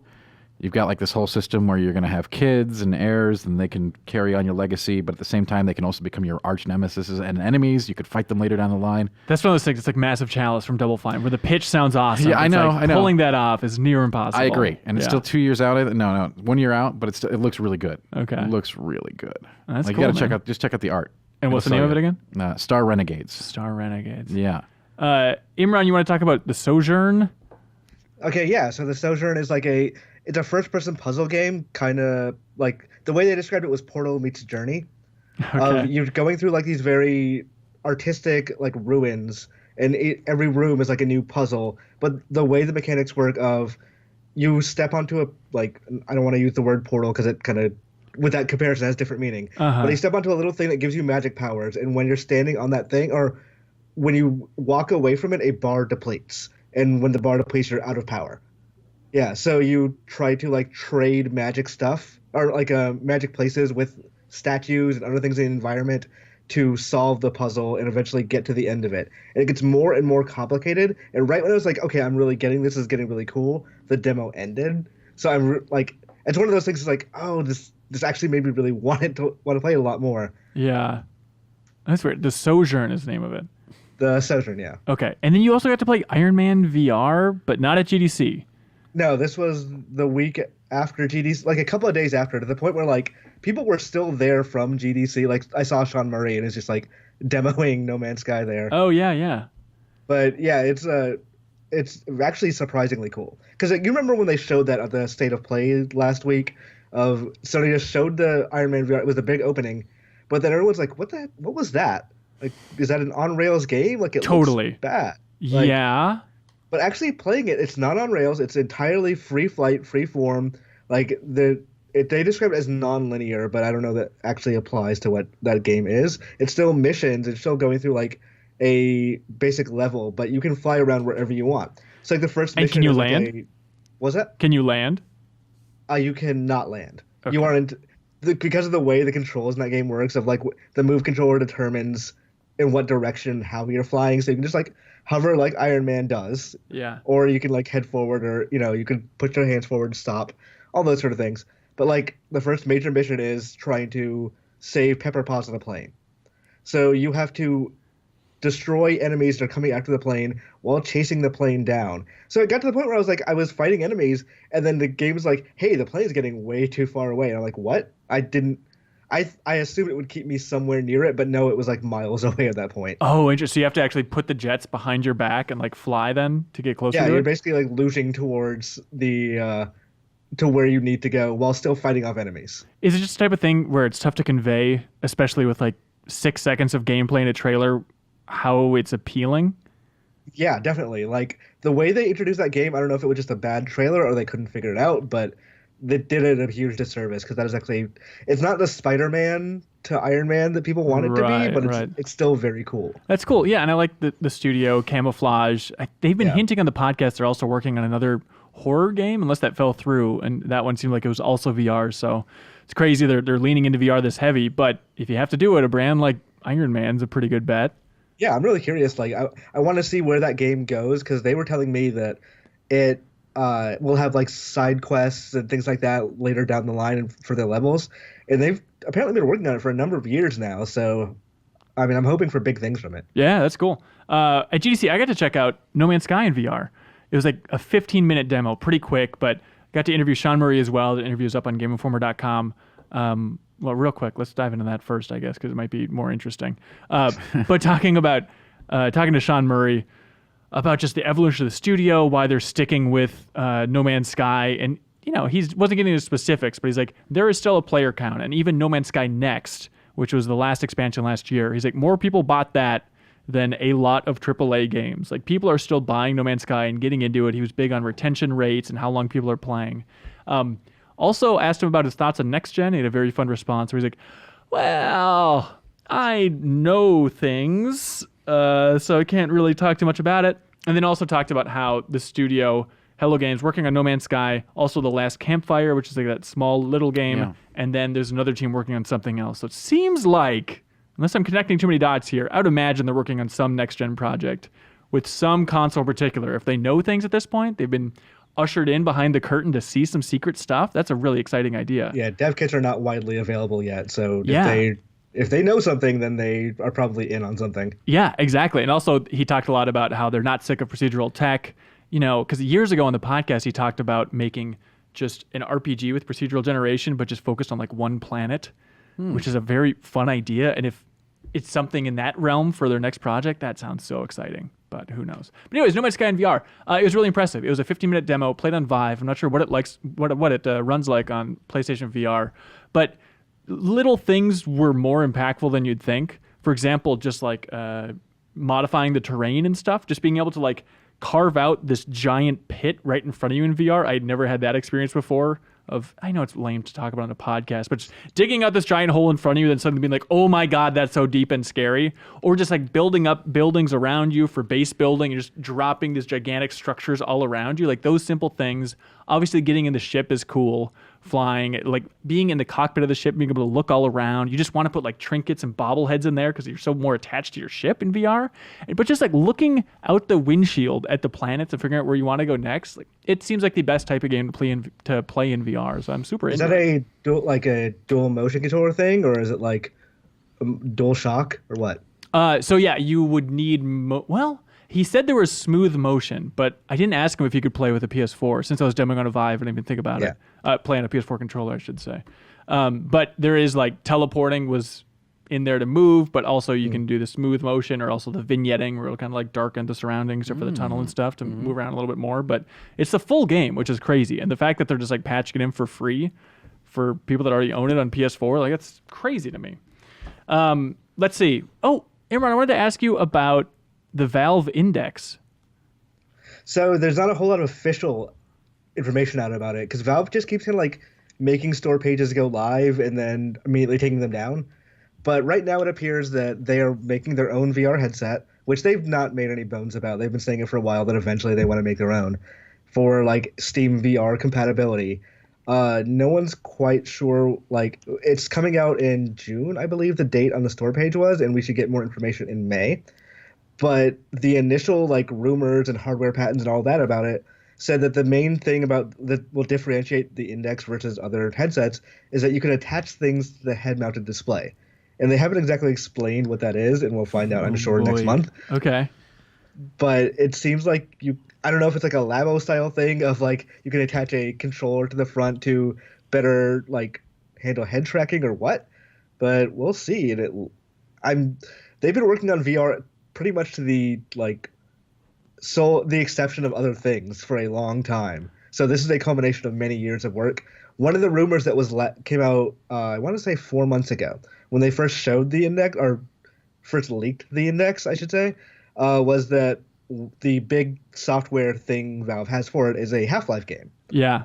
So if the index itself is real and it basically matches what was associated with that rumor, then maybe that's real too. Dan, predict it. Will that exist, and what will it look like? No. You're saying no. Well, the VR thing, absolutely. Right. But a Half-Life game, You're betting no. it's not going to be Half-Life 3. It's not going to be Half-Life 3. I think the idea was a prequel.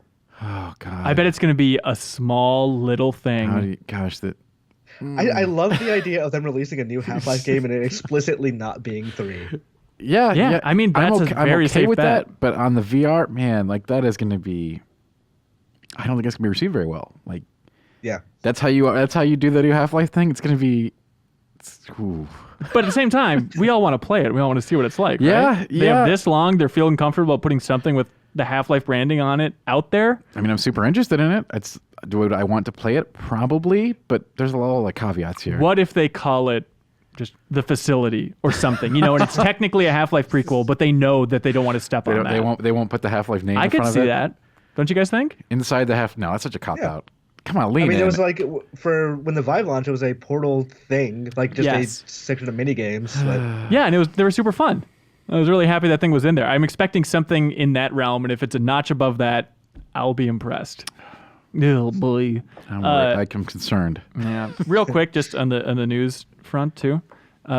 Blackout, our old buddy, Yeah, Call of Duty Black Ops 4's Battle Royale. It's free this month. and we're going to Alcatraz. That's right. Did you play it at all? No, is the map out right now? It's out on PS4. Oh, yeah. of course So it I is. tried it So last I gotta night. wait. Yeah, I tried it last night. It's weird, Dan. They are shaking things up in a big Are they really? way. Can you say a little bit?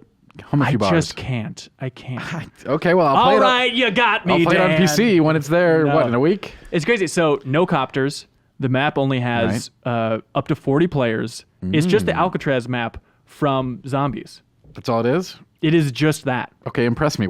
Yeah. What makes that interesting for Battle Royale then? It's weird. I'm not a big fan of it. I played, Okay. 4 matches, I'm sold. something like that. No, but it seems weird because I was just playing with random squads and asking them what they thought. They're like, "This is great. This is awesome." So it's like the Call of Duty community's into it, but it feels Is it because it's smaller and tighter? and it feels just like Call of Duty multiplayer again. You get 5 respawns. Oh God! So this is something different altogether. Yeah, Okay. it's weird. It's like they've been expanding and tried to basically PUBGify Call of Duty, and now it's like that map is good. It's starting to get a little shaky around the seams tech-wise, right? And the idea of them rebounding by saying, all right, well, what if we make another Battle Royale map and kind of just retrofit it back into what Call of Duty was it's doing like anyway? multiplayer plus. It's It's- not really Battle Royale at all, really. It feels like heavily a modified. Zombies mode PvP in a way. Oh dear God! It's really bizarre. Even just little things like dropping into the map is so fast. Like they Okay. sped up the entire process to get down there. Sometimes my parachute wouldn't even deploy. Because that's a lot smaller than Yeah. than that. Yeah, Okay. absolutely. But I guess if they have to do something, just repurposing this beloved map from the Zombies mode And that it is. everybody loves, It is a like beloved map. that seems like an effective way to get something new out there for Blackout. let me ask Okay. you this, Tech Yeah. and Hansen. Yes. There's going to be a new Call of Duty this year, obviously. Do Yeah. they bring Blackout forward? Do they spin it off into its own thing? Do they make it part of the new game? I think at that point, I think we've been asking that same question for a long time now, right? yes, all the time. I would imagine that they will make it a standalone thing, maybe free to play. I think because we're already treading those waters, right? This Yeah. is like, hey, it's a free month. Mm-hmm. I think at this point, especially with the other one coming up so soon, this has got to be its own standalone thing going forward, right? But anything can happen with Call of Duty. That's like, I don't know. Last minute, be like, yep, hey, guess what? We're making our own thing. Yeah, I would imagine no Battle Royale. Plus, they also teased. I would imagine that. Yeah, But and we talked about it last week, but they teased like Battle Royale coming to Call of Duty Mobile. So if they have that too, like I think they'll cross that off the checklist. You know? I think that's got to be the way it happens, but I've been surprised before. Yeah. Dan, I want you to check out this Alcatraz map. As soon as it hits PC, I'm Please. there. Also, the weird thing too, since there's no helicopters and it's called like Alcatraz portal. Right. It opens up with you like flying through a portal It's just like this big swirly sky. Or are they butthole leaning that you into come like the through. whole like zombie dimension kind It's of thing? more Time travel? Yeah, I mean, you say leaning into it. That's basically it. They have like zombie style guns on Because the I haven't walls. played- stuff so it's like on that. the you buy the stuff from the walls? You don't buy it, But you there's pick it just- up from the walls. Yes, Okay, that's yes. cool. Not That's for cool. all the guns. They're scattered right. around, but some guns are in So there it's like kind of that. zombie-ish and not kind of zombie-ish. There's a lot of zombies in there, dude. Okay. Let me know in the comments if you guys enjoyed it. It's Yeah. just, that's not, I want adventure for my battle royales, that we've talked about 1,000 times. Very little adventure on a small island with 40 people and constant respawns. Because I was playing for a while, then I look up at the player count, it's like, okay, it's still 40. Like, what the hell is going on? That's kind of cool. I have to try this for myself. Please do. I got to see it. Please do. Okay, for now, do you both want to clap the hell out of here? Sure. Okay. Hey, Kyle Hilliard. Hey. Elise Mathis. Hi. You like smiled and then slowly got closer to the mic, like, I'm ready to talk. I'm ready. Very nice. Kyle, your forehead looks all silly and red because you're playing a lot of VR. I was about to ask if it was. It's fine. What game are you playing? I don't know if I can say. It's nothing crazy exciting or anything. Oh, okay. I think it's under embargo. Okay, great. But from the looks of your forehead, it's very intense. Maybe the opposite, actually. Oh, okay. All right, never mind then. Okay, so you guys wanted to talk about a game called War Party. I'm sorry. Photographs. I thought you were making a joke. No. Photographs. What is Photographs? It's a narrative puzzle game from the same guy who created You Must Build a Boat, and I just realized I don't know how to... 10 million. 10 million. Okay, there we go. I just always see it in written form, and I was like, oh. 10 Yeah. million, no commas. Yeah. Weirdly. So those other ones are kind of like match 3 variants. Is that what Photographs is all about too? They Match 3 kind of- RPGs. Yeah. Exactly. They combine puzzle elements with RPGs, and this time it's puzzle and story put together.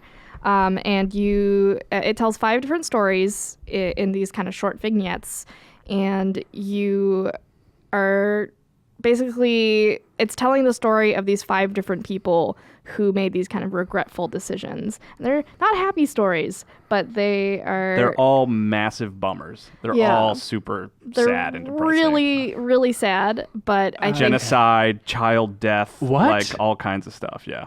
This is from the You Must Build a Boat guy? Yeah. It's a totally different tonal change. But you there. enjoy it. You give it an 8. I did. I like it a lot. Okay. I like it Yeah. a lot too. Do you like the story, the puzzle mechanics? What I are we liked talking about? both. I thought the puzzles were strong, and I thought the story was strong, and like I think the biggest thing for me was just how both experience, like the story and the puzzles, kind of influence each other, and they feel very unified. Yeah. So when the story gets tenser, the puzzles get harder, and different things in the story kind of appear aesthetically in the puzzles. It's They really also interesting. sometimes they change even thematically with what's happening in the story. Like one of the first ones, like you're moving together with your daughter, but like in the later puzzles, when something happens to the daughter, the directions start changing. Like you're moving in opposite directions. Yeah. And it's kind of thematically consistent with what's happening in the story. So the puzzles are what now? There are 5 different puzzles. I know 5 different puzzles. Oh, styles of puzzles. Yes, I see. yeah. Okay. Yeah, and so like the one that you're explaining takes place on a kind of tiled grid, and as you said, mostly there's 2 characters that you kind of slide across this grid, and they go in opposite directions, but you have to kind of slot them into 2 different holes. Yeah. They're all different. And then there's one that's kind of like a pinball sort of game where you like physicsy, yeah. ricochet Okay. a ball and try to get it into a pool of water. What's the creator's name? Luca Redwood. Okay. Is this their best game? I think You Must Build a Boat is still my personal favorite. Okay. Yeah, it's hard to say. I did also really like You Must Build a Boat. I didn't play 10 billion or million. Million. Sorry. Trillion. Now you can tell that I really didn't. I mean, play You it. Must Build a Boat is basically a sequel, like a direct sequel. I've to that. seen You it. get It's very Yeah. it's very similar. But I do think this might be my favorite actually. Okay. I feel like I'm still processing, but Yeah. I do really like. I do feel like it did a lot of interesting things, and looking at games that are very story heavy on mobile, like Florence, it almost doesn't feel like a game in the sense that it's like a visual novel that you're playing. And I feel like Right. this made it a really interesting way of like still feeling like a compelling puzzle game while also like marrying the story into it. Yeah, and it's just mobile. It's on PC and mobile, yeah. but Oh, okay. it does feel like a game that's made for mobile. And that's something I really like about it is like it is. I think he's like You Must Build a Boat, I think, is my favorite mobile game, like, period. Wow. And I think that what Luca Redwood does really well is, like, designs these games from the ground up for a mobile device. And I think Photographs fits in that because the way the story is told is they're really quick and short, like, in the sense that, like, you get 2 sentences, like, literally 2 spoken sentences of story. You play a puzzle. You get 2 more spoken sentences of story. You get a puzzle. It's very digestible, like, it's very quick, but he's telling a lot of interesting story in those really small encapsulated moments. Right. And the art's really cool too. Okay. Like it's all pixel art, and one of the mechanics is you actually zoom in and you actually like explore the image quite a bit. So you get an excuse to really focus on the art, which is kind of cool. One like overarching mechanic is like you have this camera and you can zoom into these like pixelated dioramas and you have to search for certain clues at some points. Okay. Photographs. Yeah. I think you would like it, Hanson. Do you really? I do think you would like it. Okay, I'll write this down. It's good stories. It's a good mobile. It's great on mobile. I think you reviewed it on PC. I did, but yeah. I played it on iPhone. I think it's like that's the way to play it. Honestly, Yeah. is mobile for sure. Elise, I think you might have like proofed this for me before we went up on the site, but I went to this GDC panel on Florence. Right. And it was interesting. I'm happy I went to it, but it was also kind of a bummer just hearing that guy. Like photographs? Oh, really? No, but you're hearing him talk about like premium mobile games and how even if you're on a Florence level of success where it's like good reviews, everybody's talking about it, getting like Apple Design Awards and stuff like that, front and center in the Apple Store. He's like, it did okay financially. Like we made our money back and we all got a little bit of a raise, but not enough to fund the next game or anything like that. I was surprised by that. It's crazy. I mean, we all like these fancy mobile games. It was like, what, in the last 5 years, I really enjoyed Florence. But in terms of like good premium mobile games, like, yeah, it's probably the reason I haven't scoured the store to look for more. And it's just, there's so many people dying out there. Yeah. That's like one of the toughest markets to break into. Like it's got to be, right? Just like how do you? Yeah, because I feel like so many of those are free with microtransactions to begin with. That's like the business model most of them go for because that's the most successful. Right, and even like Camouflage we just talked about with Iron Man VR and stuff with their game Republic. Like that was the whole pitch. It's like we want this premium console quality thing on mobile, and then it's like, okay, never mind. We'll port it to everything else that moves. Like, we'll do it. Please, just come look at the game. It's just it's insane. When I do find them, I love them. Like, it's always a good reminder that it's like when a game is done well on here, like the platform is great. Like Florence is great, and like Photographs is good. You Must Build a Boat. Like all those games are premium mobile games, and I really get into them in a big way because sometimes I weirdly like forget that the phone is like a great place to play games because like there's so much crap on there. Well, may I introduce you to the Apple Arcade for a free subscription. Pick up your microphone and make a dumb voice, Elise. She didn't pick it up. I made a dumb Commit. voice. I sound like a crow. It worked. That's great. Have you been playing anything else, Elise? Oh gosh. In your life? In my life. Other than cats, apparently, which are I know. All over the place. Jacket's covered. I've been playing some Sekiro, but I don't think it's my thing. Yeah, that happens. That's all. Hey, it turns out some people agree with you, and they make their voices heard in the email section. So you want to move on to that? Sure. Let's do it. Here we go.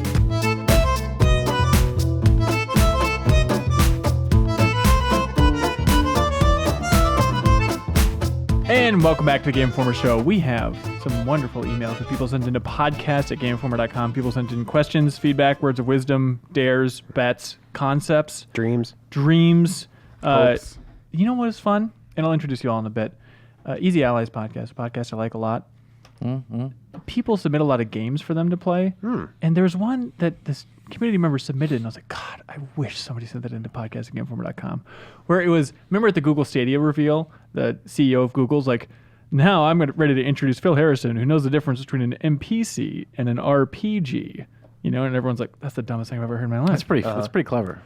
But the game then was a quiz of, I'm going to list this name, is it an NPC or an RPG? And they're all just like really deep good. cuts. Like it was such a fun idea. That's a good idea. More games. That's a good game, man. Yeah. Anyways, if you could tell from the voices, we have Ben Reeves here. Hey. Dan Tack. Yeah, Is that a voice? it's a noise. And Sergio Vasquez. Cthulhu erupting from his stomach. Yep, that's me. It's an They're all expression. here. Podcastinginformer.com. People send in wonderful emails. We choose some of our favorites, read them off, then we choose our absolute definitive favorite. That person gets email of the week, and then we honor where that person's from by putting a pin in their hometown on the big board. Big board right there. That pin actually spawns in their hometown. that It's a board- giant the board sheet is- of Don't tell them that's a surprise of email of the week. Look out. Dan Tech, what were you saying, sir? The board's actually not that big. That's never been brought up before on the podcast. This is shocking. Here we go, everybody. First email comes from Leo Vader, wonderful video editor in the booth, saying, "Can I please talk about some Rainbow Six Siege stuff?" You can say no. Email of the week. I'll say yes. Leo, what's You've up? never had Minnesota on the big board. Siege just did an April Fool's event. They're doing an April Fool's event. It lasts 1 week, and the premise is Tiny People, Big World. Jeff Core. Is it really? It is. It's Oh, that really sounds- cool. Wait, and this is actually happening? It's happening right now. When this podcast comes out, it'll be out for 3.5 more days, just about. And what does it look like?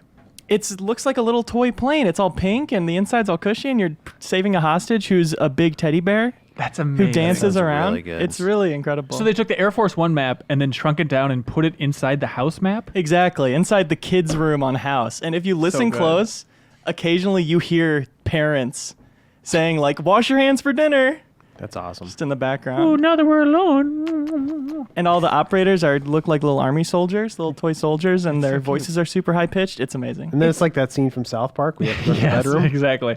I love this. I love when Call of Duty World War II did it, where they were playing in the sandbox and everybody was army men. There's something so satisfying about a serious game just getting bad out of hell goofy. Yeah, Isn't that fun? I like it. Definitely. Even That's a like, good idea. remember that thing that no one's ever talked about, where Final Fantasy 15 released that demo beforehand, where you were like the small version of Noctis, like in the kid's bedroom, That was pretty fun, actually. and it just like played like Kingdom Hearts. That was such a weird little thing. I don't remember that. I do remember. You got the carbuncle out of that, right? Yeah. Yeah. Yep. Yeah, That's that's exactly good. it. Why make it a limited time thing? Like, why not make it just a long thing that lasts as long as the game? Rainbow. So you a buy long it thing. right now, yeah. and you don't wait. I love that. It seems like there's always a split in the April Fool's community for gaming of people being like, oh, okay, I have to write a bunch of news stories that are fake. I understand it might be annoying for those people, but I love it. I love all that weird stuff. Like they added rabbits to For Honor. Yeah, doing something legitimate and not just a one-off, like pretending you're adding rabbits to For Honor with a Photoshop and a tweet. Right. Like what was it? They God, there was some CRPG that actually added a battle royale mode last year. Yeah, that was Path of Exile. Yeah. Oh, Path of Exile. Yeah, Oh, exactly. wow. Yeah, that stuff's super fun. Also, it was like Rivals of Aether, that fighting game. We had the developer Dan Fornes on the show a while ago. They made a dating sim. Yes, they did. And actually released it on Steam. Yeah. And last night it had very positive reviews too. So- Remember the one year they announced Blood Dragon on April 1st? And they were like, oh, this is insane. There's no way this is real. Yeah, it and was then it was. confusing. Like, that's what I love is, like, I wish we had more of that. Like, here's a real thing. It's a joke, but it's also a real thing. Using it as an excuse to do something silly, I think, is the best use of April Fools. Yes. An actual silly thing, not like a, hey, we faked this thing and you'll never have it. Because the first comment on anything like that is, oh, man, I wish it were real. Mm-hmm. Yeah, so if you're not going to make it real, then, like, yeah. Why? Well, look, one of the biggest games of all time was launched as an April Fool's joke. Pokemon Go. They added Pokemon to the Google Maps. Like that was the origin of Pokemon Go. It's crazy. Well, they weren't even working on it at that point, right? It No, was no, a it's joke, and then they're like, oh, we can actually do this. Wait a minute. Start typing.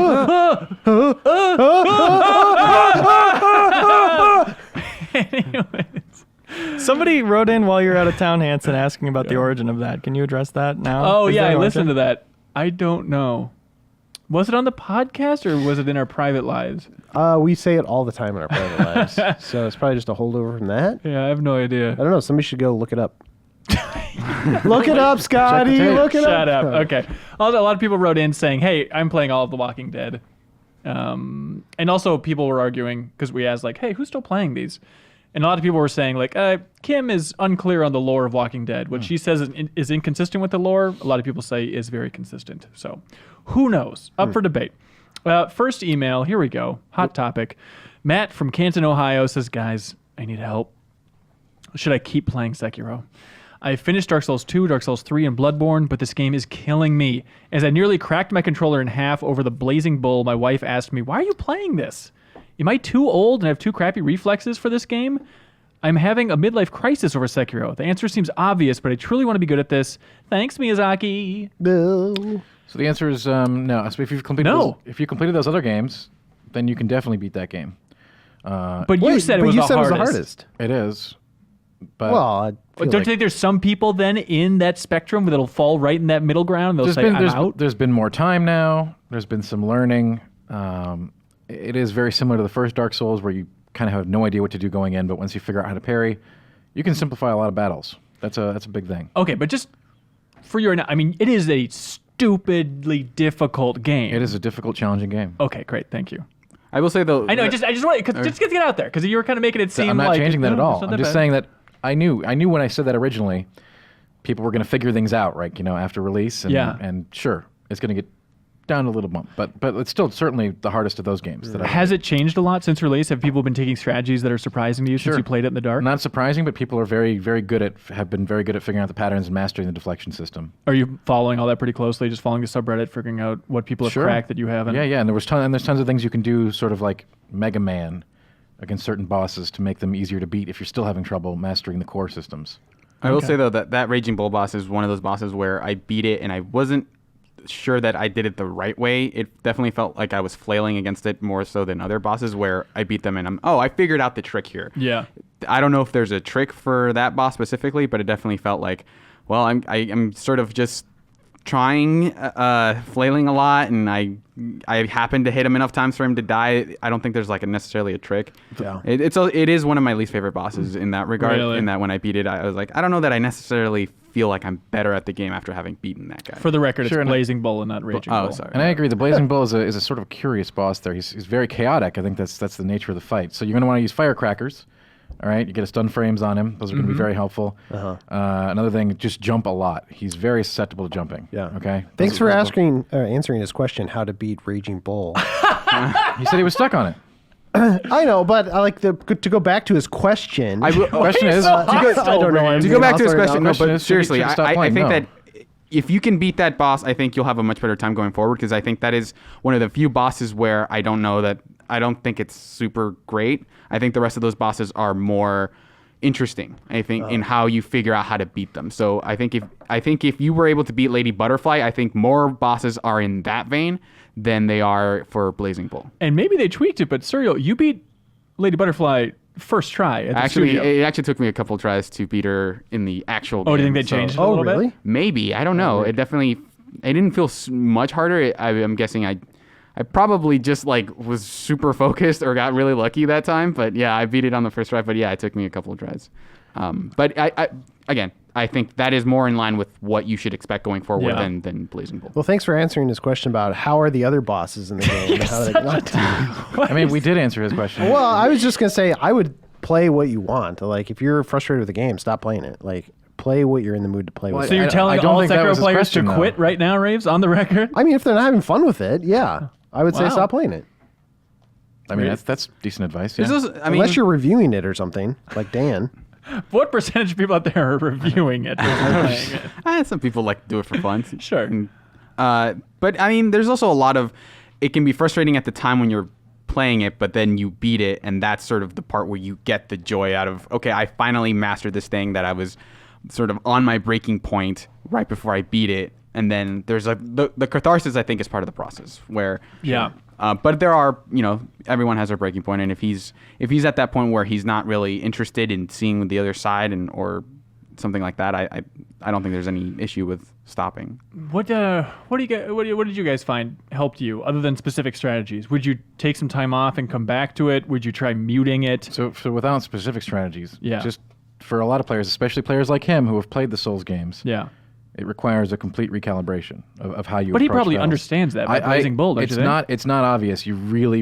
It took me 10 hours Yeah. to just stop trying to dodge and start trying to deflect. I will say though, that there's also understanding that there are multiple approaches to a lot of individual attacks.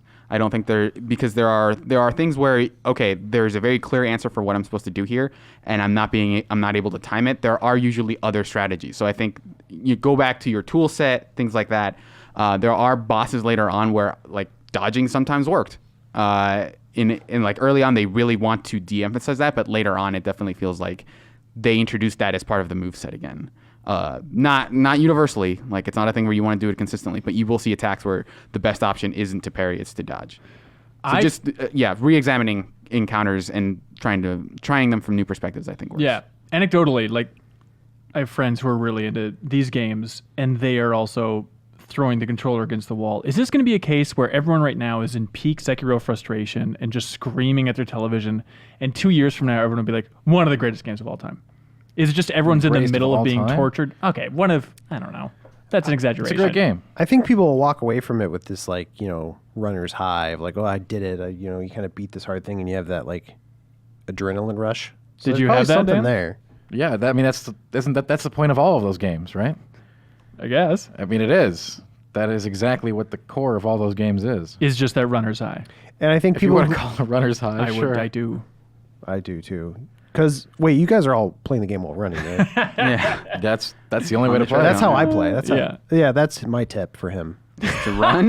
Yeah, run. Yeah, I'm from in the your middle of it life. now, and I'm having fun just with the combat. I think that is, if you're not having fun trying, I think that's sort of maybe the breaking point, because there were bosses that I was stuck on for like 4 hours but just the idea of, okay, I've one-shotted his first phase, and then his second phase is the thing that's kicking my ass. Yeah. Getting through that first phase was still fun because it showed that I was learning and that I was getting better at it, and just the idea of pairing different attacks in different ways. 4 That hours, part, really? I think this one can be more frustrating than the other titles because boss patterns are more nuanced, and there are more specific counters that you have to employ. So this is Matt from Canton, Ohio. Dan, would you like to take this opportunity to counter Benjamin Reeves by speaking directly to Matt and give him some words of encouragement? I might. Okay. Reeves, give You him might. the microphone. You joker. All right, Dan Tack, the floor is yours, and Matt's ears are yours. This is the same guy? Yeah. I already answered this question. Like, I know, but speak directly to him. you can do it. Keep it up.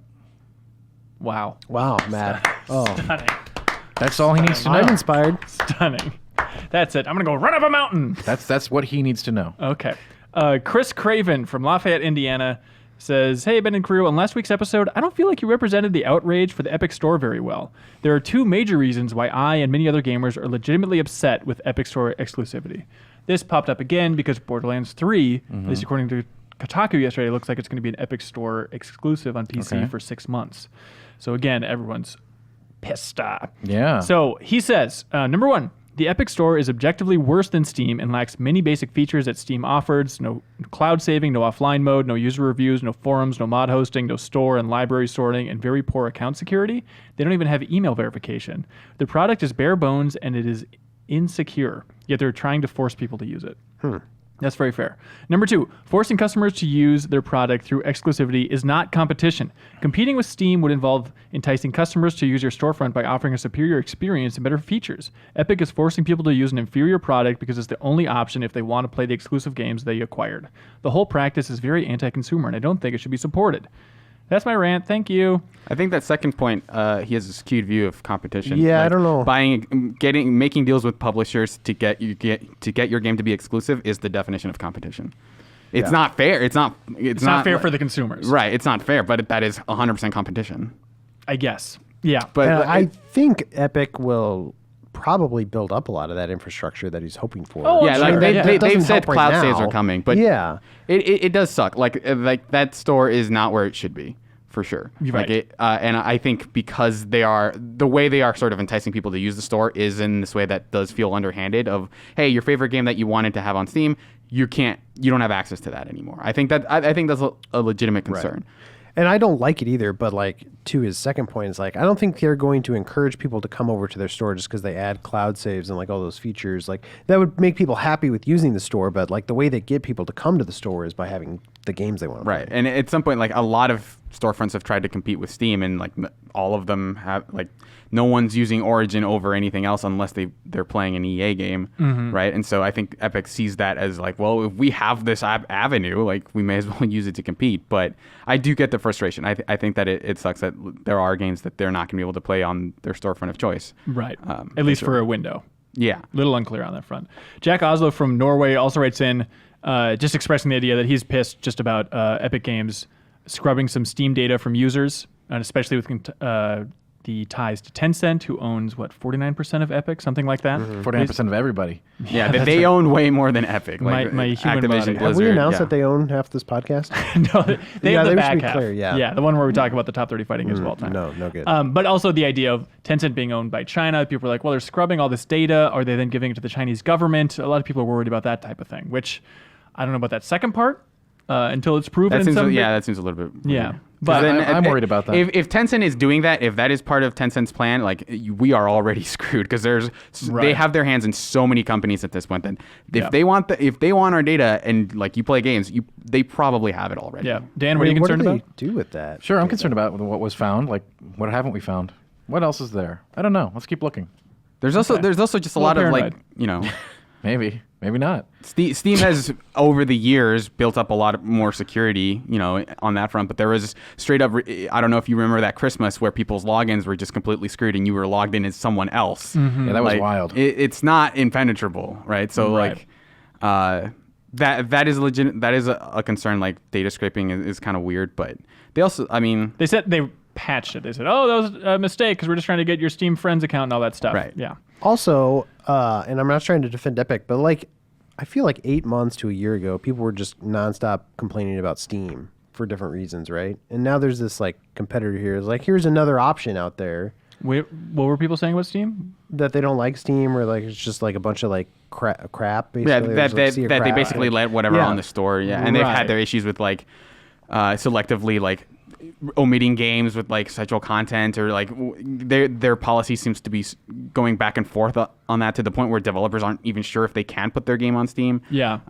So like Steam isn't perfect, and I think Epic is doing what they can to say, hey, we want to be an alternative, which isn't like something we should be encouraging, right? Like we have no skin in that game in terms of whether one marketplace succeeds over the other. But I think on a fundamental level, I would like there to be a competitor to Steam so that Steam can improve. Right. But I do agree that there are some of the ways they're going about it is frustrating. It's very aggressive. Yeah. Financially fueled aggression. Right. And so it's like, how much longer can that last even is kind of what I think wonder. they just want to get that base going. Right. They just want to get people into these exclusives, and then we'll build it up from there. Right. So I can't imagine they're going to keep on this exclusive crusade for years and years. Yeah, I mean, they might to some degree, but then also I don't know if they'll have the Fortnite money to do that for years. Yeah, could We'll be. See. Hey, Leo in the booth. Yes. Would you mind bringing Serial's mic down just a smidge, and then also telling me how your week's been so far? It's been good, man. You wrapped up Control stuff. Yeah. Yeah, honestly, big like weight off my shoulders to be done with a cover. Really? I feel very inspired this week, very energetic. Yeah. So it was fun. Like just the other day, we're talking about like, what are the little odd jobs we got to do around the video studio and stuff like that. It's fun to take care of just those little technical things. Definitely. Troubleshooting. I feel like it's gonna be a fun month. Hell yeah, man. You've been running all over the office playing Sekiro. That's true. You can only play while you're running. Nonstop. Runner's high. JT writes in and says, "Hey, GI team, for one workday, about 8 hours, you have unrestricted access to one developer's studio/office, prototypes, emails, employee tax information, whatever you can find. Which developer do you choose and why?" Blizzard. Wait, really? Yeah, are you kidding? It's the whole studio, everything. It'll take you 8 hours to walk across that studio. Well, that's 8 hours. That's 8 hours of digging. What would you go for first? Man, it's a tough toss-up. First, I go see all the prototypes they have in motion right now. But okay, stop. But this is where it gets interesting. It says right? prototypes. Oh, look, I hear you. Are they making a new prototype game? I think they're making the new prototype. Oh my god, they're the lead Big on surprise. What? Hang on. What was the prototype name for prototype? Do you think? Prototype. I think it was prototype. They were meta. And Was they it just really? liked it enough that they're like, we're going to keep it this. Oh, is that true? I think so. If you actually know that info, I'm very impressed. I think I heard He's, that somewhere. he's totally making that up. A lot of people are talking about it. I don't know, man. Let's go online right now. All right. No, so you say, I want to find the prototypes. You know the layout of Blizzard. You know what a weird campus that is. What building do you think those are in? Yeah. Do you know? I think based on this hypothetical, I would know, right? Or is this just... No. It's No. just, hey, everything's open. So we start run with, for it. We go to the lead buildings, then where all the extra security is. That's where we go. Okay, what are they developing in there? God knows. But like it's broken up by like, okay, this is the WoW team, this is the Diablo team. Yeah. So which building do you think has that? First, we hit the Diablo team, okay? Oh, okay. Right? And then we'll go to the WoW building. Are the people there? Like, are we assuming the people are there? You have to murder every Blizzard This is employee to get to hypothetical. No, yeah, they're not there. They vanished. They're the rapture So you happened. can't like ask people about. No. It's incredible that they were all. They're all just taken out. vanished, but all the stuff that Everybody they in were working Blizzard on, was like taken out. all the prototypes are apparently there. And I can access all the back stuff too, right? Like I can go back Yeah. through. Right. So I'd love, like I said, You just have to find the right computer, and then you will just know the password Right. to log in. But like, that's what I want to know: is where is that stuff? Is it on some central server? It's got to be. Yeah. Now where that is, that's gonna be tough. I feel like I would do this for 8 hours and I wouldn't get anywhere. I think we get somewhere. I don't think I'd do anything. I would find out, what food they have under their cupboards. Anyways, I was thinking Beans. the first thing I thought of was like, oh, Nintendo. Yeah. But then the fun thing about this is you'd go there, you don't know Japanese. Yeah, you'd have to bring a translator. Would you still want to go? No, you can't. I You think have to go I think the solo. whole spirit of this thing Does is does it say solo? No, but it's implied. Now then the rule says I can't bring a I translator. think the implication is that you can understand and find anything I think you it's want. more fun because Nintendo's an obvious choice for some people, but then you have to go there. Like, would you still want to go if you don't know the language? How much could you really uncover? I would still maybe do it just to see what images, like trying to figure out what you can from images. Yeah. Could be super interesting. And worst case scenario, I'm in Japan, so I can just mess around for a while. Mess around. Mess around. You got 8 hours at the Yeah. studio. Classic surreal mess around. They call him the Ray Charles of Japan. Were you going Call me Nintendo? Blazing Bull. I was not going to Nintendo. I was going Square because I wanted to know about the Final Fantasy 16? remake. The I was- Final Fantasy? Oh, 7. 7, yeah, remake. I mean, plus it'd be cool to see what else they got going. 16 would be cool too. But I had the same problem you were. I was like, well, I don't know Japanese, so. But wouldn't it be interesting to see, like, okay, how much of that game exists right now? I bet How we much would of it be can you play? shocked by how little there is. Yeah, Yeah. it'd be like, oh, it's really just that one demo? Which has now been scrapped because it's no longer Yeah. CyberConnect 2 making it. Ugh. Here's something that I want to do. Tell me if this is insane. Oh my God, ideas. I want I can't believe you had that idea, dude. I can't either. I want to go back every once in a while and like look at old gameplay videos. I don't know what the feature for Game Informer is necessarily, but there's a part of me where it's just like, it's been a while and I haven't really looked at all that Death Stranding gameplay in a while. Like I kind of just want to watch that with the community and just, but there's no good way That's to package old? it. Yeah, or like the Final Fantasy 7 remake footage. Like it's crazy how much they actually put out there. Like there's a lot of gameplay out there for the Final Fantasy 7 remake that probably isn't applicable Sure. anymore. It'd just be nice to have some venue to like, let's take another look at that. Even like Ghost of Tsushima, right? Yeah. Let's take another look at that. There you go. That's the That show first name. one? Compare it Let's to take another look Sekiro? at That's the show name. Let's take a look at What's that. that acronym? Let's LTALAT. Would you just do that for games What's that that? aren't out yet? Let's take a look at that. I guess so. I think I'd so. do that. Because it It'd be needs to be fun, like like- that hype thing. Yeah. Yeah. This game was announced 3 years ago. Let's take another look at that. Yeah. Or like, First You got the perfect announcement. cut. Like every time it's like, yeah, let's take another look at that. you're right. Like, oh, here's a good example Borderlands 3. Let's take another look at that one. too. Well, Mega Man Legends 3. It's never coming out, but let's take another look at that. Let's take another look at all the things they've thrown out there. Because they had a Okay. lot of gameplay footage of that game. Personally, I like this. Okay. I great. like it too. I think it's more interesting if it's older stuff, but yeah, stuff like a year ago is cool. Okay. Or like Let's 2 give years. this idea another look. Okay, speaking of games changing, Cody No from Nashville, Tennessee wrote in along with a lot of people. I was really shocked by this. Like probably On one email chain? no, they all CC'd each other, which I didn't know how they knew each other's emails. And Blind CNC and Carl. No, just about this one topic, which is Jason Schreier's article over at Kotaku about Anthem and Anthem's development. Which did anybody else read Yeah, that? I read that in the EA's response. Yeah, Oh, I fascinating. didn't see EA had responded. Oh, did they? Immediately. It's a whole thing. Wow, okay. Let's get through this first. So he says, hey, I just finished reading Jason Schreier's article on the turbulent development of Anthem. While I've enjoyed the game some, it has been very reminiscent for me of the first Destiny in the sense it just feels cobbled together in its last year plus. What are the editor's thoughts when they see articles like this discussing games they were on cover stories for with Game Informer? Was there a sense of turmoil or a rushed feeling in the studio? Did it feel on fire? Which was a favorite line from the article referencing the game. Do E3 demos really contain this level of smoke and mirrors? Yes. The E3 demos, smoke and mirrors thing, basically, it's a good reminder just reading that article about just games are in constant flux. Even things you see on the E3 show floor, if you actually, or the Final Fantasy VII gameplay demo, if you actually teleported yourself into that studio, I'm sure everyone would be shocked by like, what? You don't have this worked out yet? This isn't in place? Like the time of that E3 demo for Anthem, which was E3 2017, according to this Kotaku article, I think they said they had one mission in place. Like it is That's insane. mind-boggling. And another the fascinating thing about some of those demos is like you can't do anything outside of a very given range, Right. Or the whole thing just explodes. Yes, absolutely. Which is also crazy to me. because I went back and looked at the timing. It was during our Mass Effect Andromeda month of coverage, which was before E3 that year. And we Skyped in for an interview Aaron Flynn, who's a general manager at BioWare.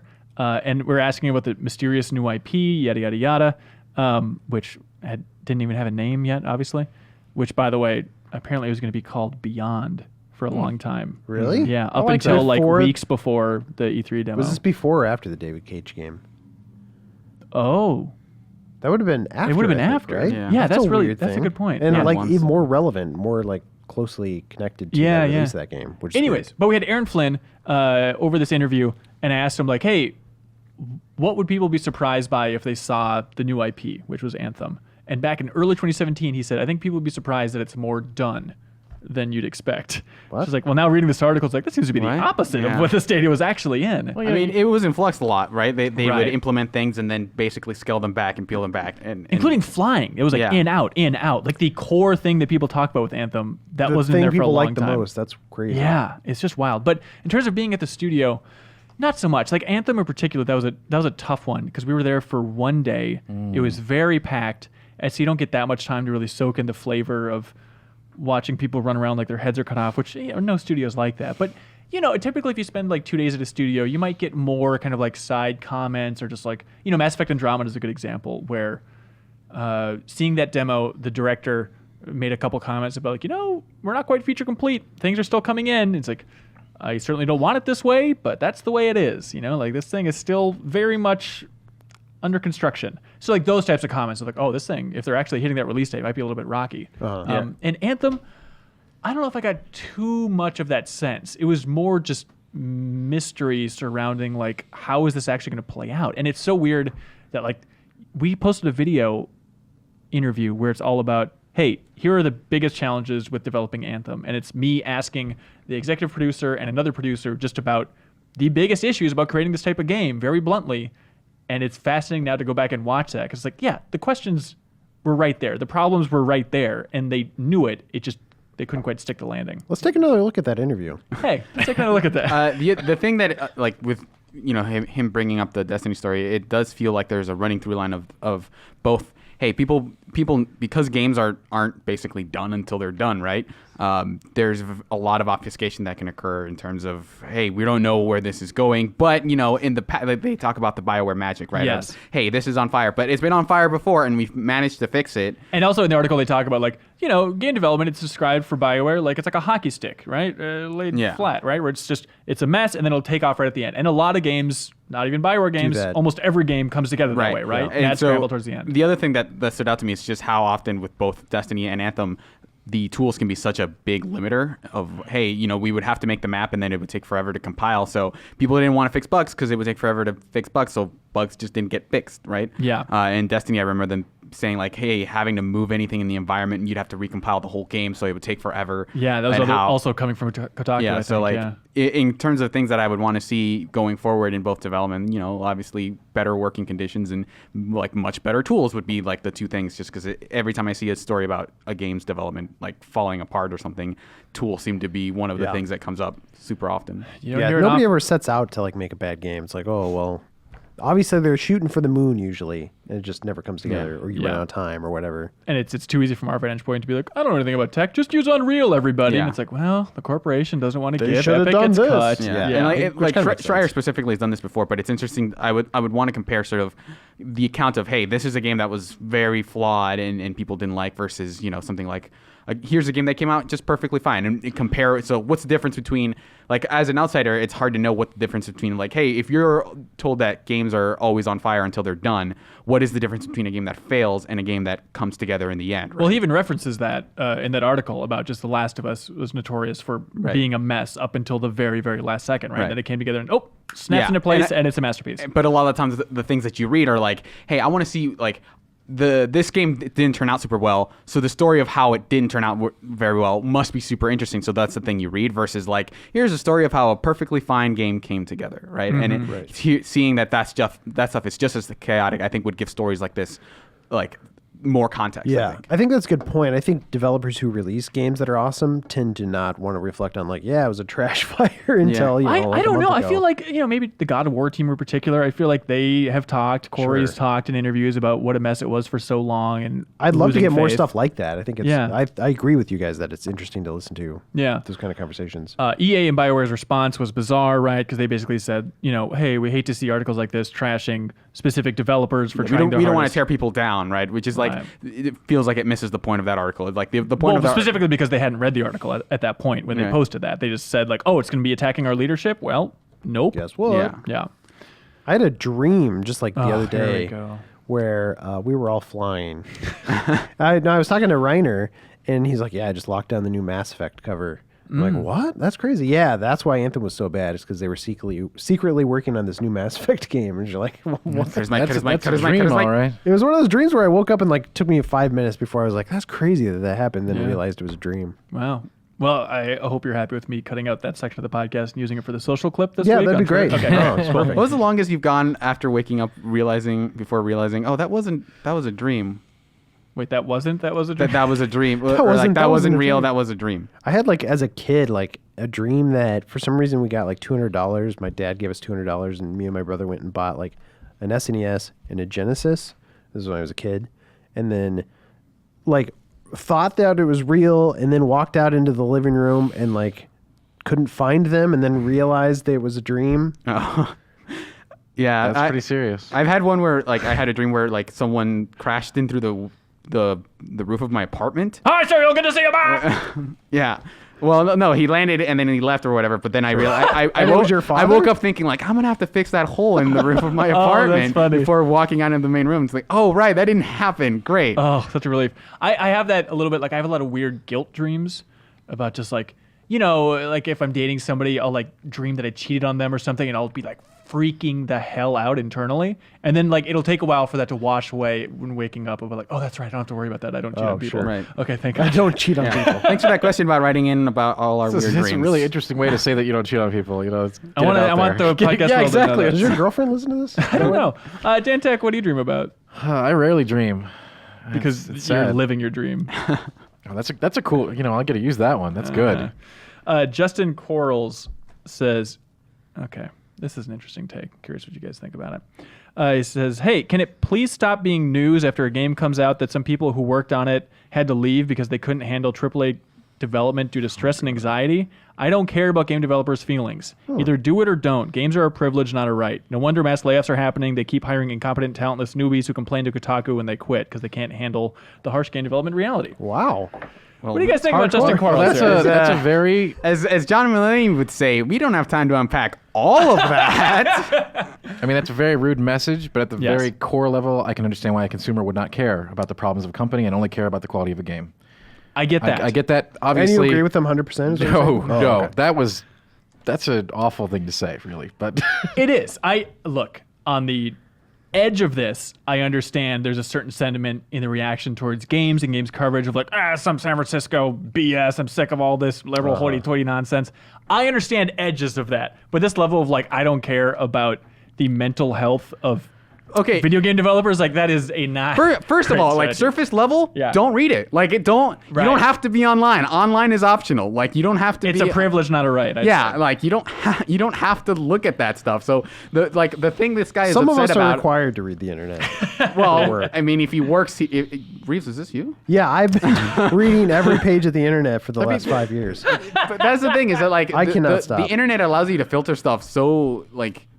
For the most part, unless you're on Twitter, so well that like you don't have to pay attention to that stuff if you Right. don't want to. You can just like the thing. But this he's guy is- angry that people are writing about that. Yeah. So what? Like no one's gonna fix it because people don't like it. Like Right. people are doing this because it's an interesting story. B, it has Yeah. like a lot of context that can further inform what we think about games, and people like Right. Numbers show people like reading about that stuff. And There's it a argu- certain level where you see a certain story over and over again, you do kind of get tired of it, and it sort of triggers you Yeah. a little bit. So I get that sense. I don't agree with what he's saying, and I understand where you're coming from, Surreal. I think that the fatigue should factor into like, hey, a larger narrative of this is a larger problem. This Right. is not a series of isolated incidents. If that- you care about sustaining your hobby of gaming, you should want to make sure that video game development is mentally sustainable. Yeah, and if you don't care, like turn off the computer. Like don't Right. look at it. Like it's really that simple. Right. I'm surprised you read that one. Well, I think it's interesting. It's a pretty nasty It's email. 1 point. Here's a counterpoint. I'm curious Kyle, to see if people respond to this guy now. Kyle from Denver writes in and says, "Dear Game Informer, if you haven't already covered it, another segment, we need to talk about Kotaku's Anthem story." Yep, got it. He says, "It was painful for me to read about BioWare's developers burning out from stress and vanishing for months. I wish there was an immediate thing to do to help them other than trying to vote with their wallets. How can we help BioWare developers get humane working conditions?" Humane might be a stretch. I assume they're humane, just stressful. Very difficult at times. I mean, Right. the BioWare story specifically said people would go on stress leave, and it became an epidemic at the company. Right. Which, if true, is like kind of messed up. Like pretty Yes. messed up. in fact. Yes. People But- are talking about unionizing for a long time. Is that might cure some of these problems? And I know It can debate. definitely help. it's a big thing, and I It's know a the debate. industry Like, is. it's got its own huge. I don't know if there's a simple solution. I don't think it's as easy as just saying, "Well, unionize." You know, I that's- agree. Also, I was really shocked. We're like Tim Schafer spoke at like the Game Awards or sorry, not the Game Awards, but the GDC Awards. He was like the host or whatever. And he did a great job. But he was making jokes about that strongly hinted towards like, hey, game industry, start unionizing, right? It seemed to be very much leaning that direction of just the importance of unions. And then I heard him on like Kotaku's podcast, Split Screen, in this interview. And he seemed just kind of confused about like the basics about like, how does that work? What does it actually mean? And it's just that one of those things of like, I would expect him, if he's making those jokes, to like To kinda understand the know. basics. Yeah. But I agree that, like, you know, exploring any directions or avenues is a good thing, including unionization. But I gotta think that this thing in video games is down to this like structural level, far beyond any kind of like unionization. This thing, just solution. crunch, you mean? Crunch and everything else, like in the crazy cycle of like, oh yeah, you know, you get your soda machines and catered lunches and spa on site, but you're working 14-hour days and there's no chance of you ever going home. That's the whole. It's very, very like, you know, you're there. That's your life. Right. There are a number of structural problems in not just in games, right, across businesses of like top-down level things, and I think the reason people want unionization is because it would at least make it so that individual employee problems are not individual employee problems. Like with collective bargaining, it helps a lot to be able to say like, I have people behind me that are able to help negotiate better working conditions so that when something bad happens, people aren't left out in the cold. And that is, like, obviously it's not going to fix everything, but it would be one step to making the conditions that people, of the worst conditions when things go bad, less bad. Right. And one of the others to tackle is like, everybody wants to work in games, right? That's the thing. That's the crazy part. A lot of people will make big sacrifices because this is seen as a fun profession, perhaps outside many others. Yeah, let's say. very passionate. Like, you're there, ride or die. You know what I mean? Yeah.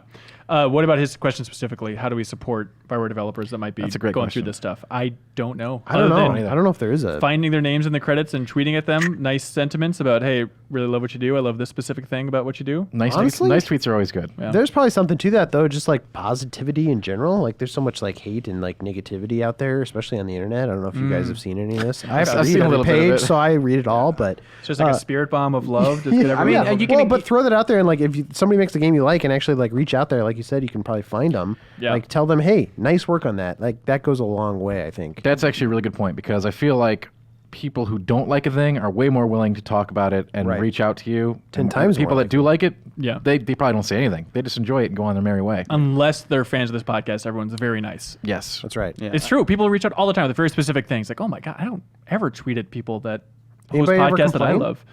I haven't seen it. Really? No, yeah, of course it happens all the time. Really? Somebody complains? Yeah, they really do. I mean, it's hard to say like what you as an individual can do to like help support these efforts, but I think just, you know, finding people who are doing that, who are making like people like Game Workers Unite, if you're a fan of unionization, finding them, you know, sort of spreading their stuff around, like encouraging those people, like finding where those efforts are already taking place and helping and sort of, you know, boosting them whenever you can, if that's what you agree with, like that would be the way to do it. Okay, another related question. Man, we are getting through Brian from Oro Valley, Arizona says, hey, Ben and crew, what activities are you sick of doing in games? Stealth. Anything to do with stealth. Really? Anything having to do with stealth. Just get rid of it. Didn't you just play Sekiro? Yeah, and Is I that get why? it. Oh That's man, a I little love the stealth in Sekiro. Okay, let me be more specific. Yeah. Yeah, I do like the stealth in Sekiro also. So I'm going to say stealth segments in games without stealth. That is my like number one pet peeve, I think. Right. It seems like we've gotten better at it. That's a very PS2 thing in my mind. I'm done with crafting. I could go. Oh, that's a good one, actually. Just like, hey, you have to find ingredients to make the thing that you should have just been able to find at some point. I don't know. Like it's a thing that I don't think most games do well at this point. Like that was like my chief complaint with God of War in a lot of ways was like, I would rather just have like these upgrades be done in a different way versus like go here and get 2 of these and go over here and get 4 of these and now you can make a 10% stronger axe or whatever. Yeah. Right. Kind of with Joe, I don't think lockpicking mini games are good. Brian brought that up. Yeah, I also feel like we're not seeing those as often as we used to. Yeah. Like I can't think of the last game that had a lockpicking game. It's kind of like take this person over there, like follow this person. Like a lot of those have been done away with. Yeah. Well, no, like trailing missions. It's like you can't get too close, you can't get too far. Right. Yeah. Metal Gear Solid 4's third act. And a lot of like every Assassin's Creed, like from 1 through like Brotherhood had every other mission was that. Oh, I remember they patched them in AC3. They added but they were still yeah. So that's why people are upset. Which Miller, by the way, just wrote an interesting piece on GameInformer.com. He's been playing through the remaster of AC3 and he wrote a big piece defending it because he gave the game a 9.5 and the internet has screamed at him for years and now he played it again and said, "No, I stand by this." Good for him. And believe it or not, it's very eloquent. I like this one. I don't care what you guys say. Devin Horner from Valparaiso, Indiana says, Gearbox has released a trailer for Borderlands 3. Finally. Once again, Borderlands nails it in the trailer department. The music, the guns with legs. I've watched the trailer probably 10 times and it's been out for less than a day when you wrote this email. I can't remember a trailer that has pumped me up more. Oh, pumped. It's funny. We just okay. Yeah, it's funny. I want to know what makes a great video game trailer. I don't know. It's funny. Did you guys like that one? It's funny. I actually did like that trailer, but Really? I don't think it told me enough about what I wanted to know about the game. But I get it. It's a teaser trailer. I think a lot of what I saw in that trailer was things that I assumed. Like, there's going to be a new bad guy. There's going to be, I guess I'd always assumed that there would be multiple worlds. I guess I never really knew for sure. 1 zillion guns. Right. Like 1 zillion guns. Like, yeah, you had that in the last game. Like, I assumed 1 zillion. Yeah. I assumed. I don't know. It's even 1 zillion. It's like 1 billion. Whatever it is. Yeah, a lot of guns. I would like to see sort of how they're iterating on that series more than anything else. But to his question about what makes a good trailer, I think a really good song I think can often make a trailer. Honestly, the latest Mortal Kombat 11 trailer. The one they had the state of play or the story one? The state of play. Okay. Yeah, the old school versus new school. Yeah. It's like, why am I doing this trailer so much? Oh, that's right. It's the music. The music is 70% of it. But still, I think just overall, there was such a fun tone for that trailer. Like, that was one of my favorite trailers in recent memory, for sure. Because I'm a Mortal Kombat fan now, Reeves. I hate to admit it. Wow. I've turned around. Wait, but how much time have you spent playing versus just watching Mortal Kombat?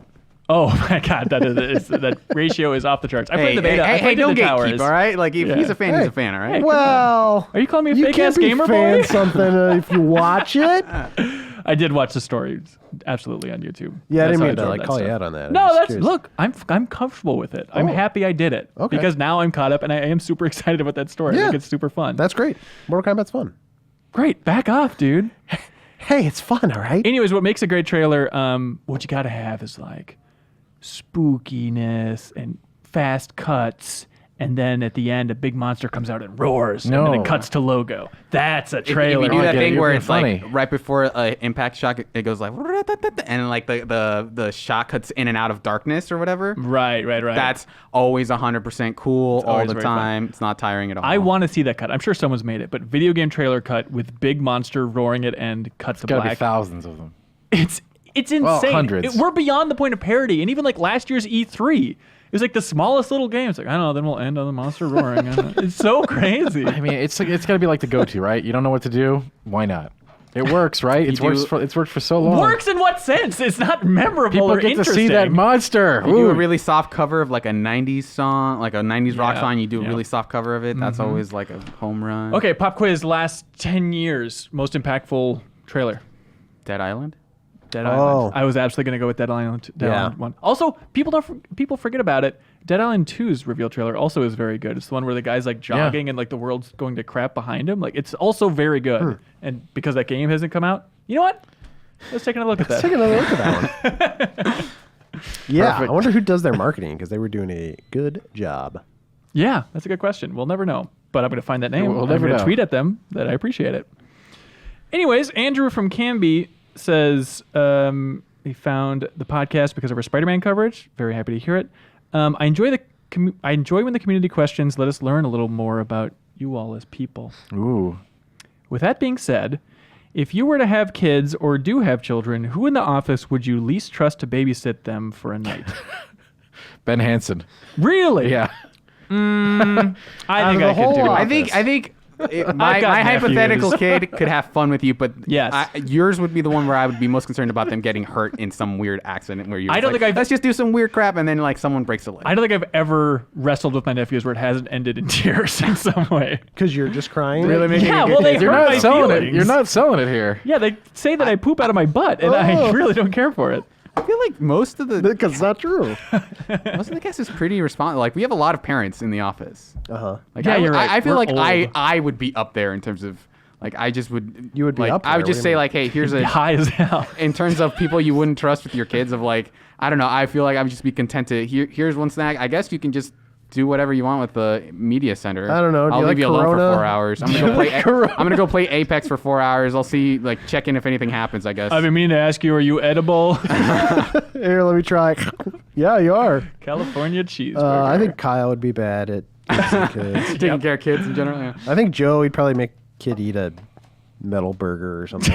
I metal- was trying to Is make people that eat that old Super Replay thing? soup with metal in it or something. Yeah, there was something about that. I forget what the details were. Okay, realistically, amongst editors, who would be the worst? I think Leo's nice. I don't think it'd be. I don't know. This is really tough. So this is worst in the sense that you have to care for this child and meet all their needs too. It's not like you can just hang out and have fun with the kid. right, you have to meet their needs up until they're 35. Yeah. So yeah, that's what babysitters do. Honest, no offense, dude. I would say you, Serial. Yeah, because you're like the type of guy that'll drive somewhere at night and forget to turn your lights on and stuff. Oh really? I did that once. All right. I know, but that level of And it wasn't forgetfulness- even your car. It was. He stole the car. Yeah, I You got into stole someone the car. else's car. Somehow the keys were in Wait, there. what? No. Wait, are you effing serious? You stole it? Hold on, dude. That's I didn't not cool. steal it. I brought it back. I parked it where I left it. All right. Yeah, but still. Bring it back. Bring it back. Yeah. Bring. Okay, Let's take another look at that. Hashtag return that stolen car. this is the bad Is that show the now. one that's in your living room? Yeah. It's definitely going off the It's rails the one that fast. fell into my roof or whatever. The guy wandered off. Yeah. Wait, what did you say on the one episode of the podcast? Oh my god. Oh, this is gonna kill me. It's a deep cut. We were talking about when we went through that Resident Evil 7. Oh yeah, we're talking about going through that Resident Evil 7 haunted house in Japan, and a car crashes through the wall as one of the jump scares. And you were telling this story to Jeff Quirk, and you said the head of the car. The head of the car. You know what I mean, damn it. Guy from Brazil writes in and says, "Hey, I was listening to the 300th issue celebration show for the third time. That's amazing. It's a good episode. I want to go back and Is listen. he to trying to that get up to 300? one. I think so. Yeah, try and get the views up to 300. Whoa. Hell. And I was thinking, how many games do you think would crack the top 300 since the issue was made? I believe it was made in March 2018.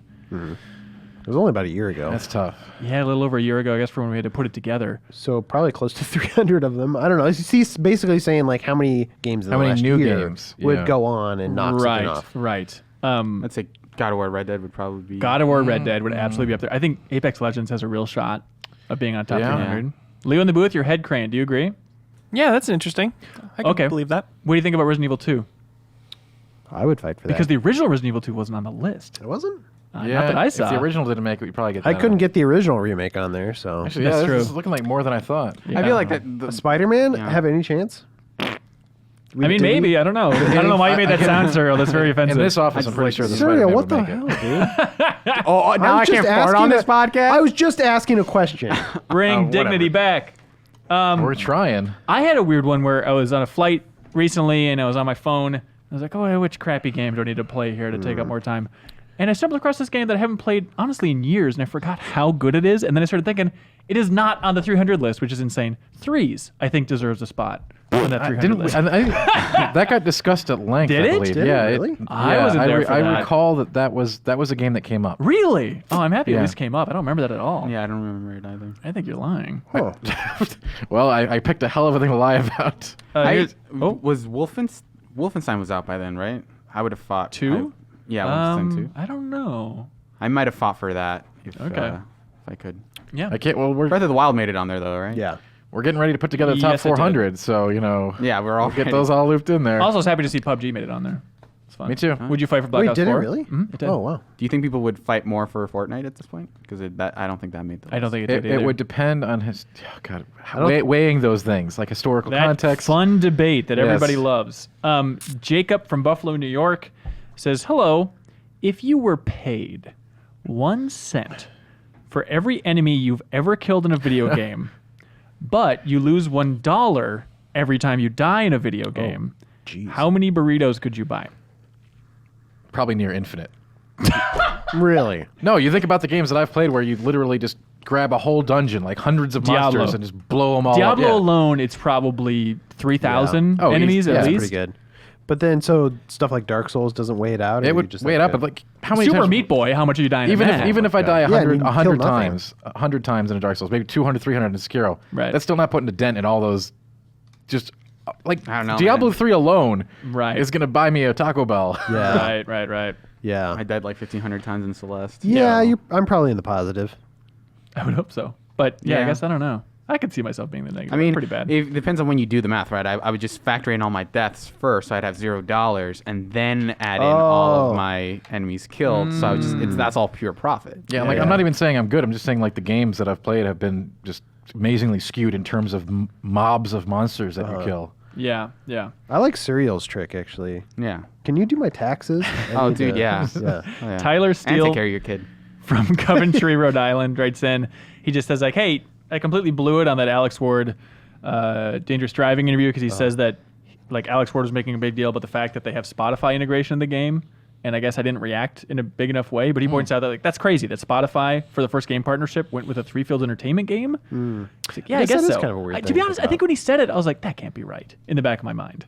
Because like there's some sort of weird streaming integration like Forza Some Horizon. and insight stuff. into the I mind. mean, of you how can to do it on a Yeah. system level in like on a PS4 where you can just have. Oh, right. You can just run the Spotify app in the background. Yeah. By the way, this podcast is available on Spotify, and it's crazy seeing those numbers go up and up and up. Like, yeah, it's like thousands of people just listen on Spotify now, which is strange to me. That's strange to me, too, because I just wanted to do that on my phone all the time. Do you and I make don't do wanna you make stream it. any money per stream on that? Like, They're looking into it. okay. I don't think Per so. download? It's in beta, so. Well, yeah. he's killed too many people, so he's still in the red. Yeah. That'll get you.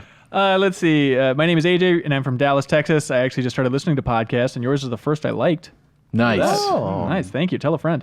I was listening to the podcast as I curled my hair for prom, and it got me thinking. Nice. I don't know if you've seen them, but there are some pretty Nice, dude. geeky prom dresses out there. I've seen TARDIS dresses and BB-8s and Pac-Man dresses. So my question for y'all is, if you had to wear a prom dress, which video game character would be your theme? Ooh, man, so many choices. These days I gotta go with like a Bowsette look. Ooh. Yeah. That's good. I just Yeah. had an epiphany and realized what mine is. My character in Perfect Dark on N64 is always the alien head with the snorkel, like the weird black snorkel, and then Joanna's ripped frock dress. And so I'd have that exact look of the ripped frock. Joanna Dark? What is with you at Perfect Dark? I swear to God, I can't. It's a fun thing to play with friends? Okay. What's with you and these fun games? This very specific outfit from okay. Oh, all right. ripped frock Joanna with that alien head? Yeah. Ooh, baby. Okay. That's a weird fetish. I would maybe try to rock that huge cloak from the wet nurse from Bloodborne, just because. Okay. It would conceal most of my character, so I would just Right. That's you good. wouldn't be able to see me at all. I think the king from Katamari. Oh, that's a good Oh, one. that's like kind of a dress. Yeah. It's not really. Kind of All right. weird Whatever. frock. But Or he'd have like a actually, sexy version of it. Yeah. Probably actually Zelda.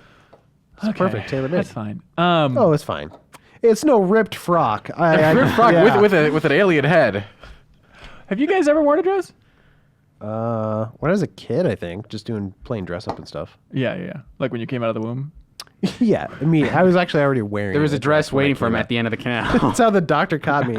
Here you go. Oh, Here you go, boy. little girl. Whoops. Well, I guess wrong on that one. We can take care of that. Snip, snip. I just realized I don't think I have. I think it'd be fun. haven't Maybe. either. I mean, I'm sure my sisters dressed me up in some nonsense when I was It's- little, but I don't remember it. I had to think really hard about it because I was like, yeah, that probably happened, but it hasn't. My Ooh. brother has a thing where he's actually fairly jealous of it because he's like, man, it's actually kind of fun to like twirl around in a dress, especially when it's like summer. I've never felt that I You've can never, think of. yeah. And so he's like big on kilts Oh, because that's like the only male, that's- the quote unquote male version. Nah. Although, but I think you could probably get away with wearing a dress. yeah. Leo, for Extra Life this year, can it just be a mandate that every person on the stream has to be wearing a dress? Wouldn't that be fun? And you can pay $50 to have us put on other clothes, like jeans or whatever, or take off clothes. Okay, Great. this is wow. Has anybody ever worn? This sounds like an interesting like fashion idea, but like a dress, but then also a somehow shirt and tie part, so it like turns into a dress at the bottom. I'm sure someone. Oh, like a suit and tie dress? That sounds like a cool thing that somebody's probably actually, done. that's a character in Kingdom Hearts. Actually, yeah. Think about it, yeah. Let's see. Here's an interesting one.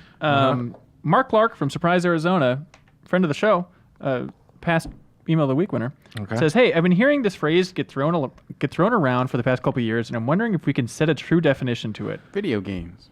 Close. The phrase is, "This is a very video gamey video game."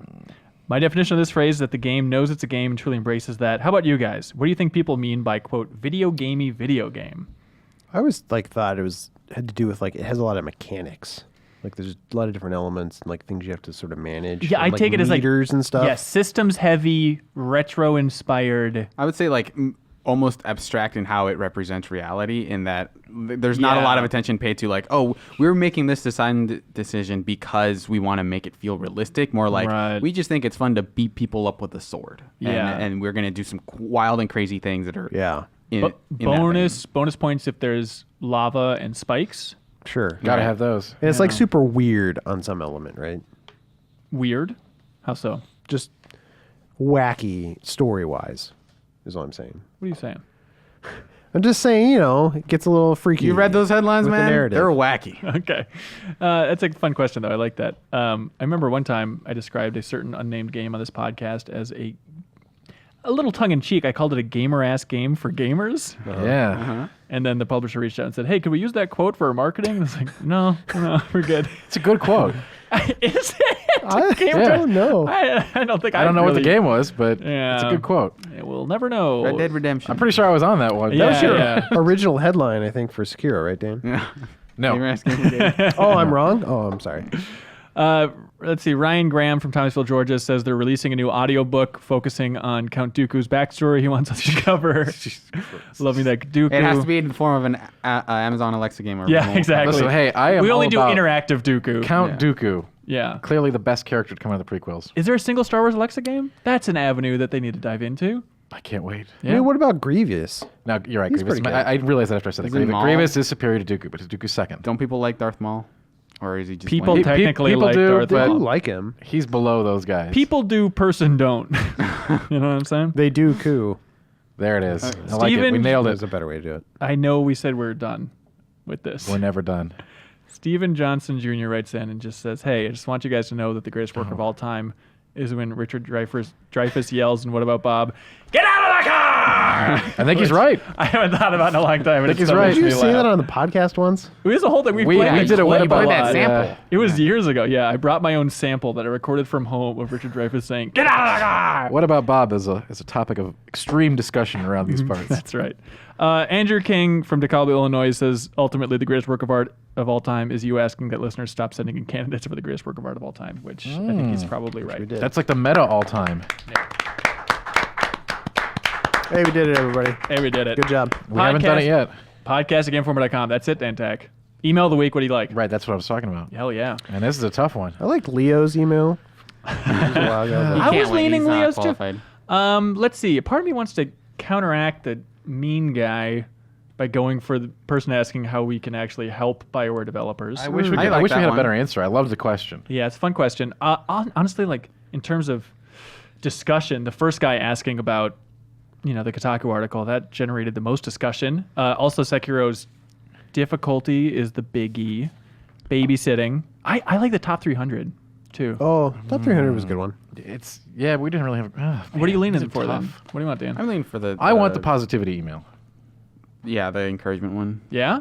Yeah, those I the think same email? we can always use a little more of that. Well, we don't want to always give it to just the nicest We don't. email. We've given it to the weirdest email most of the time. That Do you I've been remember the on one here. we did like last week? I guess that's a good point. Reeves, what do you like? I would go with positivity. Oh, and that's not even just because this Kyle, who wrote that in, is from Denver, Colorado, hometown of Boom. Benjamin It's not Reeves. even. Not there we even that go. high. Congratulations, Kyle in Denver. We'll put you up on the big board. Fun facts about Denver. Everybody knows. It's the birthplace of Leon the sheep. And who's Leon the What? Sheep? Who is that? There's a place called the Tivoli, which used to brew beer there. Oh, okay. And backwards, it's I love it. Oh, that's fun. That's a fun fact. Don't they have a Coors factory? Coors there? is there, yeah. You Okay. can do tours there. They're self-toured at this point. It's not a great tour, but you get free beer at the end. So. Okay, that seems right. All right. Anyways, congratulations. Hey, thanks for everybody that wrote into podcast@gameinformer.com. And if you like the show, please help spread it. Like a virus from hell. No. Virus, like the D virus from Colorado. Just like Colorado. Yeah. And Rado, like the color red. You got it. Okay. For now, let's talk about the top 30 greatest fighting games of all time, right, Serial? Let's do it. Here it is.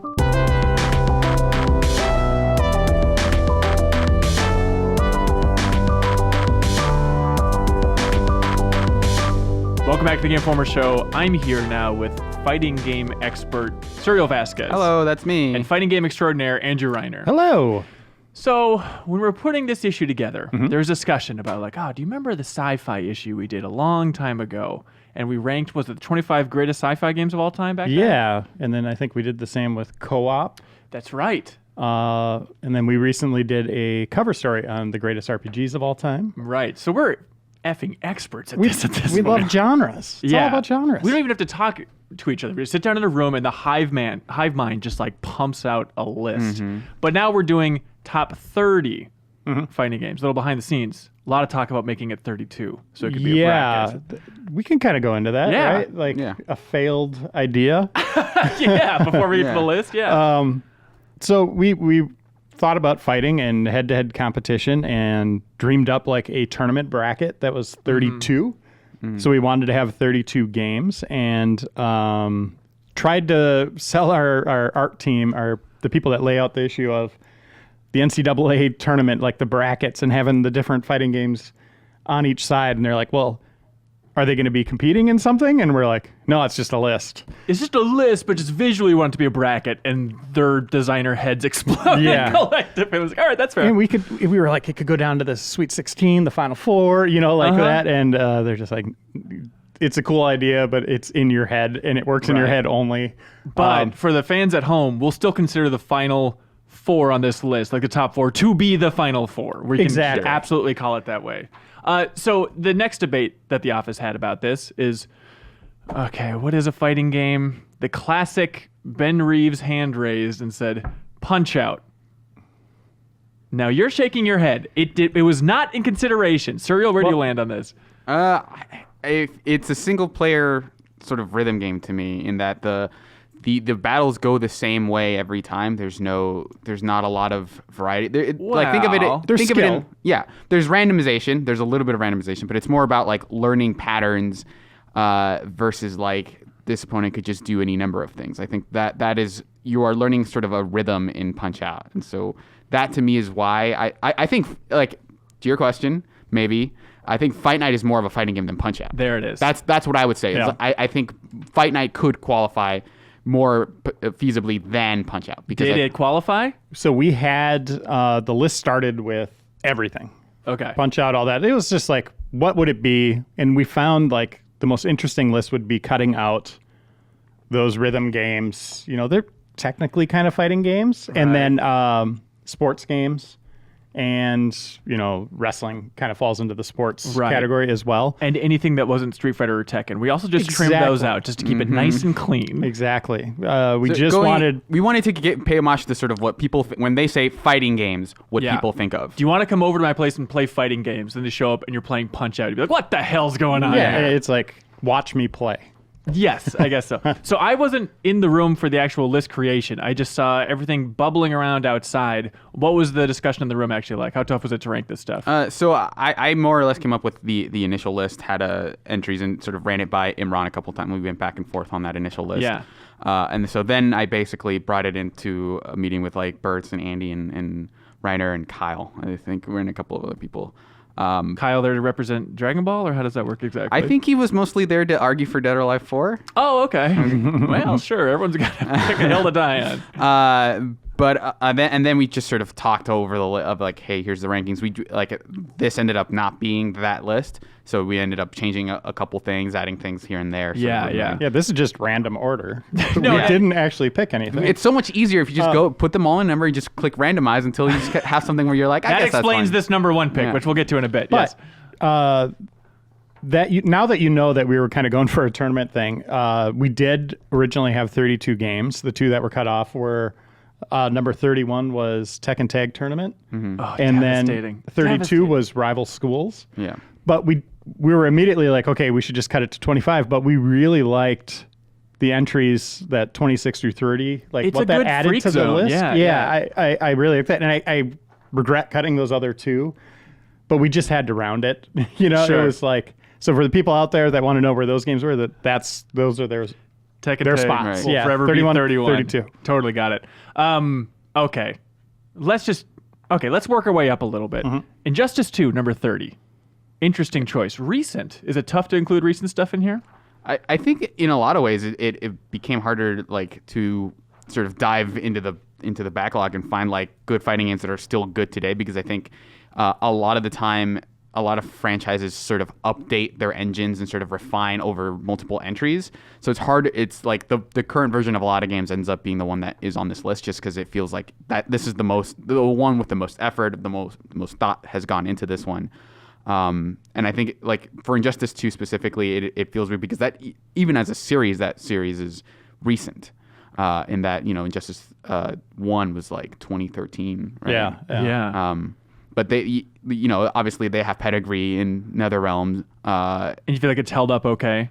Yeah, I think people latched onto that game. I think more so than the first one, at least competitively. And it had a lot of the stuff from, Mortal Kombat X, where they had the multiverse, and it had a lot of interesting single player concepts. It had clans and stuff that sort of kept you coming back. The classic sort of NetherRealm thing of, let's make this more than just, hey, a multiplayer game where you hop in and play matches. Right. And one thing we really honed in on was the ebb and flow of competition.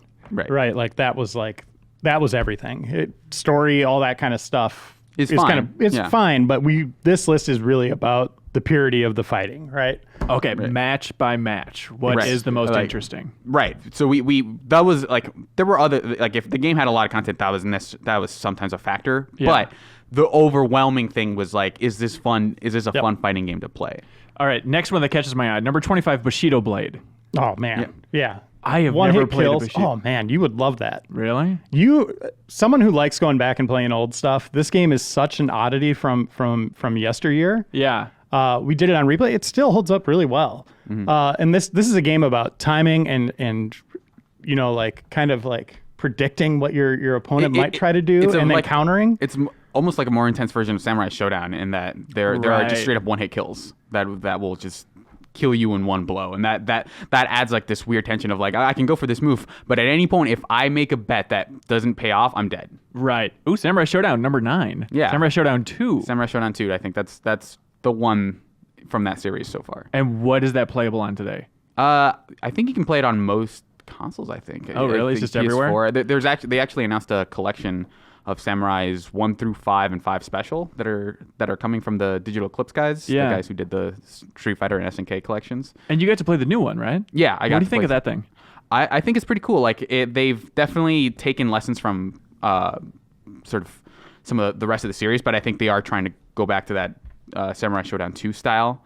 There's some dodge rolls and stuff like that, but it definitely feels in line with, hey, we want people to remember sort of this series as it was, and then we're going to give it this new graphical facelift, and it looks really nice. I think it looks a lot nicer than King of Fighters 14 did, which it animated really well, but sort of the look was really bland. Yeah. Whereas this feels, it has like this little like watercolor painterly style that I really dig, and a lot of the fights are like, because it's the same art director as Street Fighter 4, right? Is that true? I don't think it's the same art director, but it's like it looks like heavily inspired by Street Fighter 4. I mean, that's the card they're playing, right? Of course, is bringing it back that way. I think they said they're bringing back some of the old SNK people, but they're not the Samurai Showdown people. No. It's like Art of Fighting and King of Fighters. Yeah, so like they're bringing back, like, a lot of people left SNK and started working at other fighting game companies, and then sort of SNK had this initiative where they wanted to start making games again, sort of move away from the patchy slot games that they were making. So they hired back a lot of their old talent to start making fighting games. So they're going to start making, they made a new King Fighters. They're making another King Fighters, and they're making a Samurai Showdown. And like they told me that they're working on a Metal Slug. So interesting, cool. Number 23, Killer Instinct. Is that the original? Or we're talking the recent one. What is this? Yeah, there was some debate about that, but I think a lot of it, as much as like I like that Xbox game a lot, but I think around the office, like I as much as I am the person who's known for fighting games, like I am not the only person in charge of the list, right? Like there's input from So you're all saying sides. wrong entries can be included in this list? That was a heavily debated one. Yeah. Like we spent a lot of time talking about that one. Yeah, but you enjoy it. I see no Primal Rage on this list. We have the arcade unit here. That's what I wanted to bring up. We have a couple arcade machines at Game Informer. I've seen them turned on maybe 1.5 times in 8.5 years. Can we do something with those arcade games? It's always funny when someone does it. They're just like, I'm going to turn this on, and they're so loud, and they just immediately flip it off, and then they never touch them again. I've never seen them turn on as long as I've been That's here. insane. You're the fighting game guy, Serial. Yeah. We have fighting arcade machines, and you don't care. Arcade cabinets, I should say. Well, it's because you can play those games at home better, probably. That's insane. Reiner, can we do something with those this month? This is our fighting game month. What? Turn them on? Can we? Okay, can we like do an episode of Replay where we're just capturing from one of those things? Over the shoulder? No, we technically could do because we have that weird PS3 arcade cabinet. Sure. Yeah, we could do a... Or can we just make a separate thing where it's just like, hey, watch us play Game Informer's Arcade? I would love to go through and play those and then just do literally over the shoulder. Yeah, if they still work. Okay. If you can find the keys and I think open them up. sometimes I see those keys on those machines, but... Sometimes. Yeah, I don't know why they move. Yeah. Okay, so it's Street Fighter Cross Tekken we have up there. Not on this list now. We're talking arcade cabinets at Game Informer. And then we got Primal Rage. Tekken 5? Dark Resurrection. Of course. Dark Resurrection. And then there's Gauntlet Legends. Yeah. And NFL Blitz. Uh-huh. Okay, is that it? I think that's it. Okay. And we used to get a lot more back in the day, just for reviews. It was hilarious. It would be like getting a game disc, but you get a big arcade unit wheeled in. Oh, we weird. had like a little arcade room. It was just like a hallway that was just filled with stuff. And those were always played. Like we'd end the day and go back there and What happened? drink beers when did and play Game Informer games. change and just sell out and is not interested in drinking beer and playing arcade cabinets when you anymore? started, Hanson. Oh, is that right? I get it.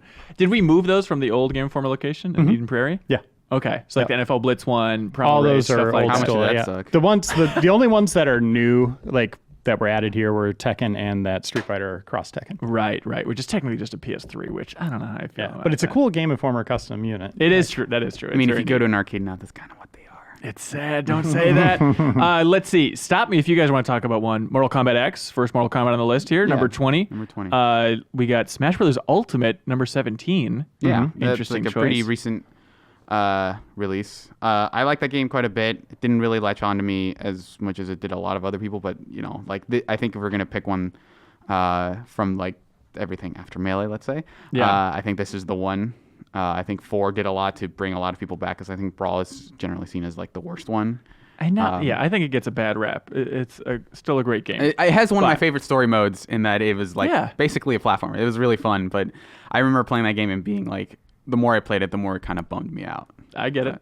Going back a little bit, I skipped this one. Number 18, Street Fighter Alpha 3. Can you explain what that is? It's the third Street Fighter Alpha. It was basically like, it was around the time when they started experimenting with meters a ton. So you have A-ism, X-ism, V-ism, and so they all gave you different... V-ism? Yeah. Anyways, go on. It had a ton of characters, and it had a lot of it was basically what Street Fighter was between 2 and 3. Basically, it was this entire series where they didn't know what to do with Street Fighter 3, so they just said, let's make this little sort of side shoot series where we have a ton of characters and they look really nice. It was like around on the PlayStation, and like people really latched onto this like side project that the first Street Fighter Alpha game wasn't. It was fine, it didn't do anything crazy, but like Street Fighter Alpha 2 was when a lot of people were like, okay, this isn't just like a thing that they're doing, nilly willy. Like they're investing in this series, and from there, like 3 is generally seen as a little bit wilder, not necessarily as like tame as 2, but I think the number of characters there and a lot of the systems at play there, I think made it kind of more interesting to me. All right. Again, stop me if you see anything else you want to talk about. Number 13, Darkstalkers 2.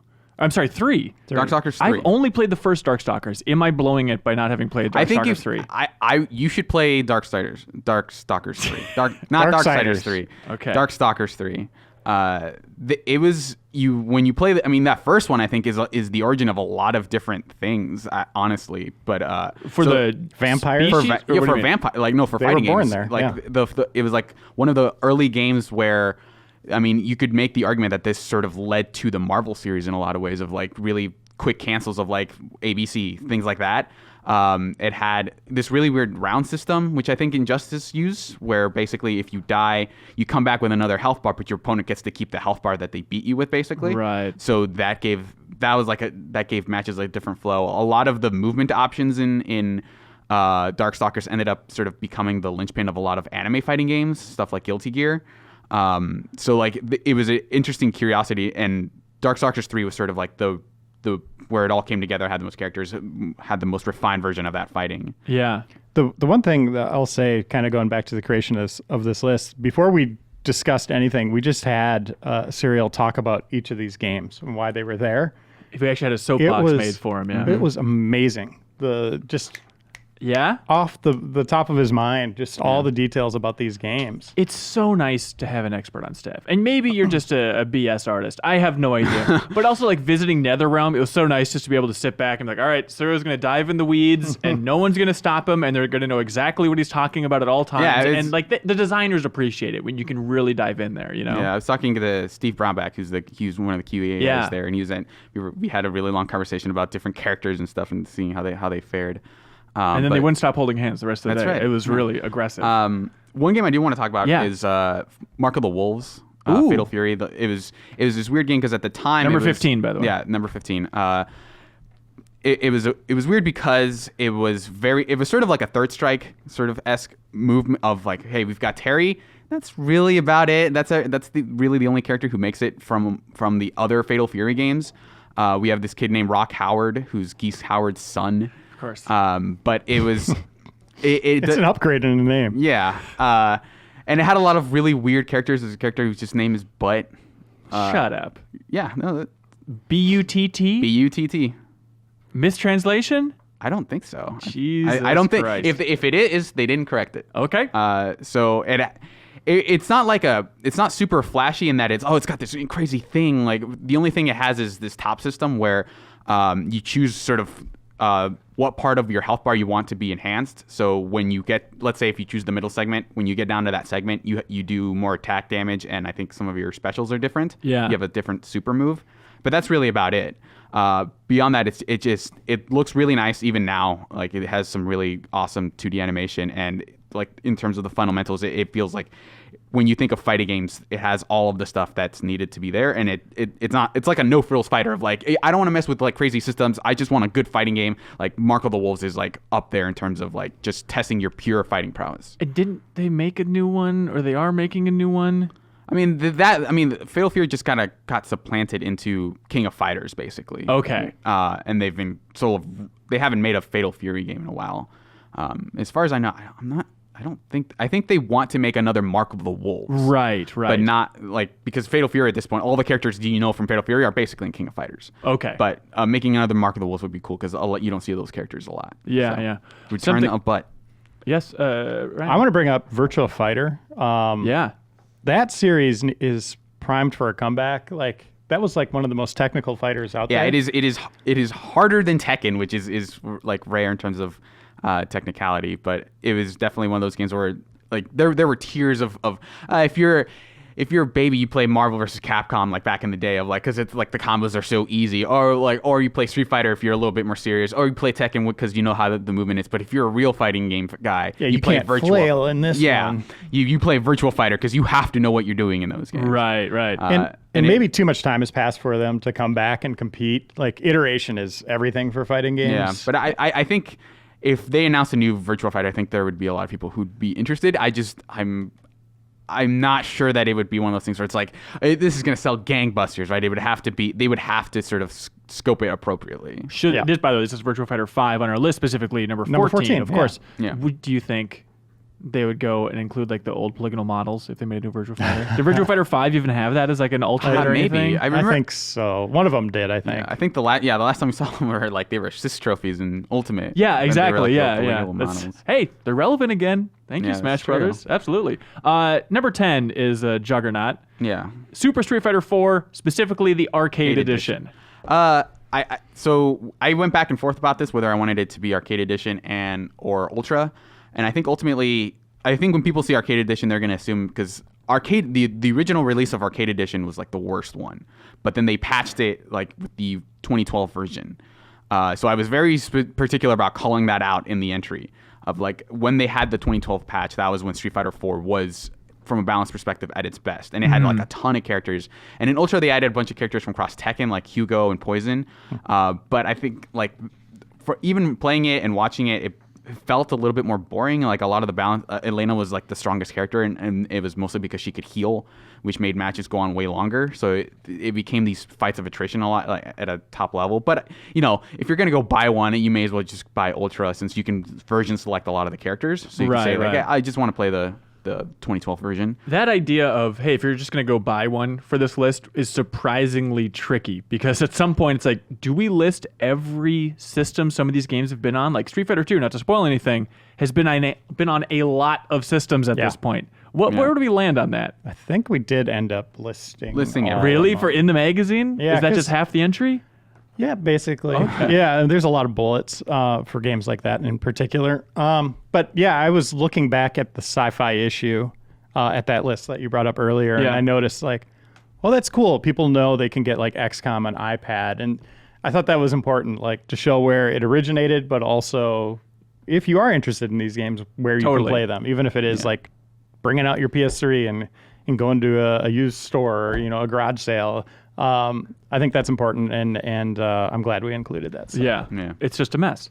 Okay, number 7, Tekken 7. Tekken 7. Again, recent entry. Hey, fighting genre is alive and well according to this list. Yeah, like I'm consistently surprised by how that game has taken off in a way that I wasn't expecting it to at all. Like it was even before that game was out, people were like, yeah, they're bringing back Tekken, and at the time it was they have successfully brought Tekken to modern consoles, but they've really expanded on that in the years since. Like they've added a bunch of different characters, they've retooled combos in a really cool way without it wasn't like that combos needed an overhaul. They just made them more fun by saying, we're going to make it look way different when you do wall bounces, and also easier to see like, oh, now I can keep comboing. Right. And so they've done a really good job of supporting that game. They have like their Tekken World Tour. They've added, they added bowling. And yeah, they've done a really good job of keeping that game relevant, more so like to the point where in a lot of tournaments it's overtaking Street Fighter, which is great. Which is speaking as much to sort of Street Fighter 5's specific decline as anything else. But Tekken has really taken up that, and Dragon Ball, I feel, have taken up the mantle of like, these are the ones that people are talking about the most right now. Yeah, for sure. I just wanted a 7 to be 7. It's always fun. My original list was just numbered entries. Like very smart. Poke holes in that logic. Reiner, number 4 seems special for you.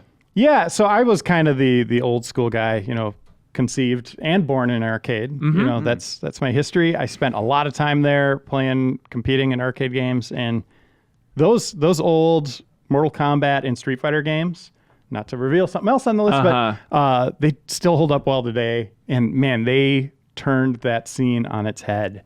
They completely upended what you could expect from arcades. So this is Mortal Kombat 2, by the way, as number 4. Yep. So were you at Game Informer when Mortal Kombat 1 was on the cover?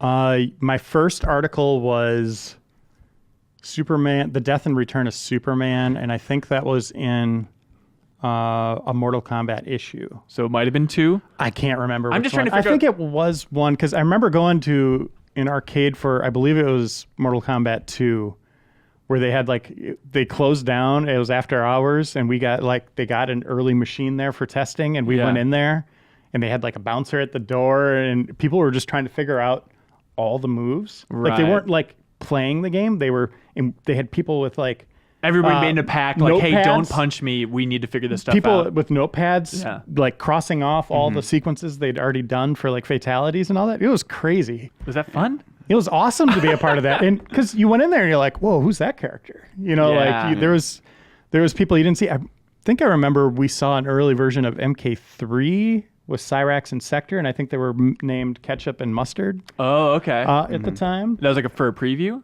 Yeah, if you're out there watching, confirm or deny that, please. Please.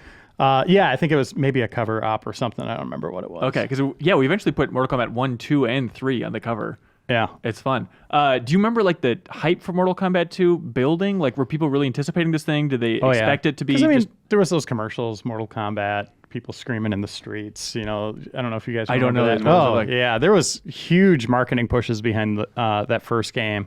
So, yeah, that game landing was an event. Yeah. You know, I would compare it to like a new Grand Theft Auto coming out now, or any big release that people are just super stoked for. It always blows my mind then. On the cover story trip, we talked for a bit about this, about how NetherRealm's best-selling game is Mortal Kombat X.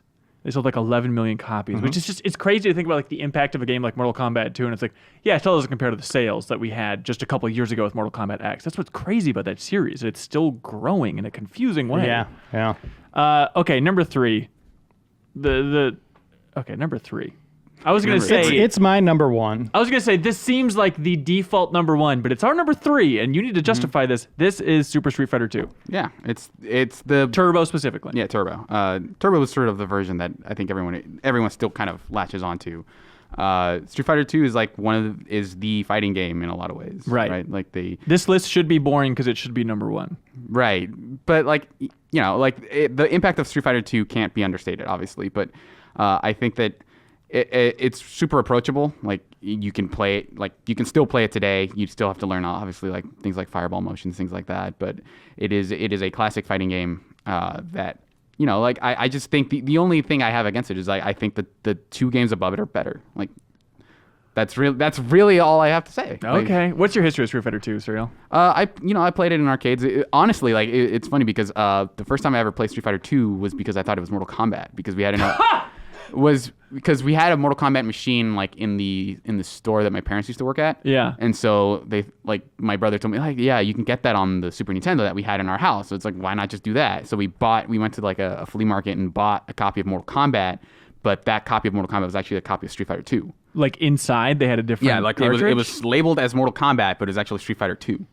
And that was my introduction to Street Fighter 2. And Had so- you ever heard of it before then? No, I had no idea. That's Street Fighter. amazing. That just random swap from a stranger. And people Yeah. are like, doesn't the gore bother you? And you're like, no, not at all. Yeah, it's it's just kinda funny. cartoony and fun. I guess electricity on the green guy is spooky, but But yeah, like that game it's still really fun to watch. Like I don't necessarily play it as much as I used to, but like watching that game, I was surprised at how fast it is compared to a lot of like the way I played it. At least it was people doing like wall jumps all the time. Vega being good in a fighting game, which hasn't happened in a while. what are there like side tournaments at Evo and stuff with Street Fighter 2? I don't think Yeah. I've ever seen competitive Street Fighter 2 played on a big stage. A couple years ago they did a thing called Tournament of Legends, where it was Okay. just a bunch of like old, and they still have like a scene. There are still people who started playing recently, like around the time that the HD remix came out, but they don't play their HD remix anymore. So there are still old pros, and sometimes they'll bring out like people like Daigo to play that game again. But that game still has an enduring legacy. But it's one of those things where it's been more or less relegated to like side tournaments for sure. Okay. Number 2, interesting choice. I don't want to say I feel like this is would controversial. If you know how like sometimes people will do the game of the year stuff and people say, well, this is mathematically your pick. I feel like you're counting up the number. Of right. I people feel that like ranked this it would be high. the Office pick for number 1 if we were doing that. Super but we Smash Brothers didn't. Melee. This is Smash Melee. Yeah. One of the best. Do you like Melee? Yeah, I love Melee. Okay. It's awesome. And you think it stands apart just from being popular? It stands up as also the second greatest fighting game of all time? I do still think that if you were to say like, let's play some Smash Brothers, I would do one of two things. I'd either play a bunch of computer opponents in Ultimate and bet money on them, or I would play Melee. To feel your gambling edition. Okay. Yeah. I actually, in the peak Ultimate hype, I actually went down to my basement and booted up Melee on my GameCube and played a match with my friend just to see like how much faster is this? How different does it feel? Is it insane? I played so much Melee. I love Melee. at the end of it, it's like I still prefer Ultimate. I feel like Ultimate Really? is technically, I don't know if it is faster, but Melee did not feel as fast as I was expecting. Because I think in like the video game pop culture, it's like, oh no, that thing was so fast and so tight and so amazing. It's like, I don't know if you can feel it as a casual fighting game fan. I think for me, I do sort of feel that in that a lot, everything from Brawl onward felt wrong in a weird way. Like I think it took until Ultimate to think like this isn't bad, it's just different. But it does still feel different, and I feel I am still most comfortable with sort of the weight of characters in Melee. Yeah. And there's just like I think it has a solid cast. I think honestly, like at this point, Smash has too many like Fire Emblem characters, but like that's really a personal thing. I don't think that's like a legitimate And it's really issue. Melee's fault for getting yeah. that ball rolling downhill there. Yeah. To be fair.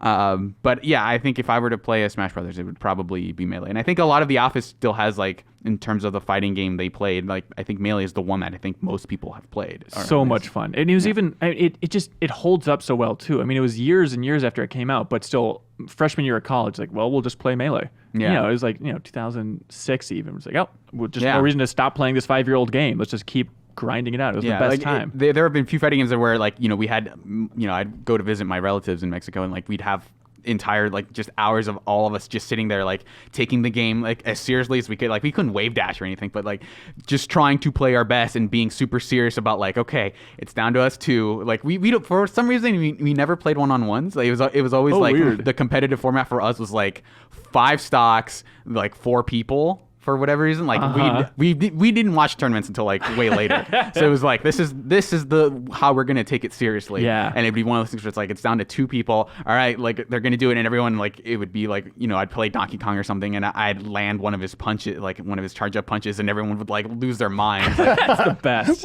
and I think having that Nintendo appeal like makes that game approachable in a really interesting way that a lot of fighting games aren't. And I think even the weight stuff of hey, you're being knocked off the screen, you still have a chance to get back. Like there's you're not you're down but not out in a lot of ways. Yeah, and it's crazy too, just thinking about how different Smash is compared to so many other Nintendo games in terms of just options. It seems like maybe it's a Miyamoto thing, but Nintendo, it's like we want to hand you this beautifully made thing and you can enjoy it. But if you open an options menu on the typical Nintendo game, it's like, hey, you're lucky if you have subtitles on or off, and that's about it. And then Smash Melee in particular is just bonkers for how many stuff. menus in there. And like I had so much fun just tweaking the rules, constant variations. Like I would really get into 1v1s with a friend where we would put it 1 stock and then slow motion, and it just becomes more of like a pure strategy game at that point. Like that crap is so much fun. And you had like stamina, you had coins, which is a weird modifier. That game had a lot of interesting things in it, and like poke floats. Yeah, to what one stage that Ultimate can't do for whatever reason. To what you're saying a little bit, I think a lot of people just view Nintendo as doing their own thing, kind of like not paying attention to anything else that's going on. But this is very clear that they totally understood the fighting market. They wanted to be a big player in that, but a and they different adapted. kind of player. Yeah, exactly. Yeah, they do something. It's still Nintendo doing something different. They have all that nostalgia that just gets you in the door right away. But yeah, it is a serious fighting. That series is legit. It's legit. We don't care what anybody says. It's legit. That's right. Number 1. Battle Arena Toshinden. That's right. Number 1, I saw this and said, what? Yeah, Street Fighter 3 Third Strike. Street Fighter 3 Third Strike. This is why it's a Cyril Vasquez pioneered list. No one talked him off this cliff, Reiner. I mean, I defended it. Like You gotta hear it. they interrogated me on this. Who was the biggest interrogator? I mean, it was kind of like all 3 of them. Okay. Like Bert's, Reiner, and Andy. I'm sorry. Bert's had the stun gun. Yeah. Yeah, that was a little extreme. And Andy just had a giant baseball bat. Yeah. Okay. Why? really good with it. Street Fighter 3 Third Strike. Home Run Derby. Why this one in particular? I think if I were gonna play a fighting game and try to get good at it, if a genie came and said like, hey, you can be, one of my 3 wishes would be really good at Third Strike. Okay, so it's Dude, that's a wasted wish. I don't care. billions of dollars, world peace, and then be really good at Street Fighter 3 Yeah. Third Strike. Yes, because that game is such a pleasure to play it every time. What is it about this in particular? Well, for one, it has a lot of things that it got things from other games and kind of coalesced them all together. There's stuff like button, like if you remember, like throws used to be forward and H, and they still are in a lot of stuff like anime games. But I think most games have taken to like 2-button throws. There's a lot of the parries is this really interesting mechanic that sort of woke people up to the idea of it. There shouldn't be things like sure bets where, hey, you got to knock down, throw a fireball, and the tip damage will just kill them. There should be like, you should have universal options of make sure that things aren't always over, right?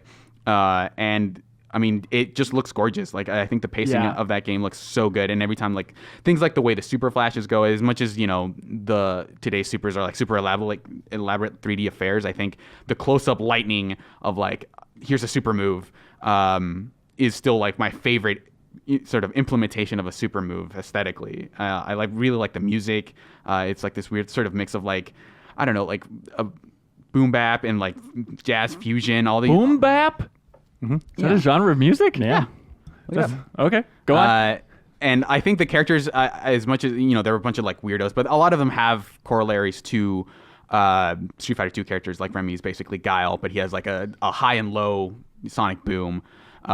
Urien was like one of the most interesting characters you'd ever seen. Like he has the thing where he plops a mirror on the other side of you, and he can do combos where he jungles you between the mirror. It's fun. Like, and Makoto was this really awesome, just like, I'm just the karate kid, and I have an attack where I punch you in the ball super hard and then launch you into the air. Like, That's what sold me. It had some really weird characters. There was like 12 who could transform into other characters during one of his supers.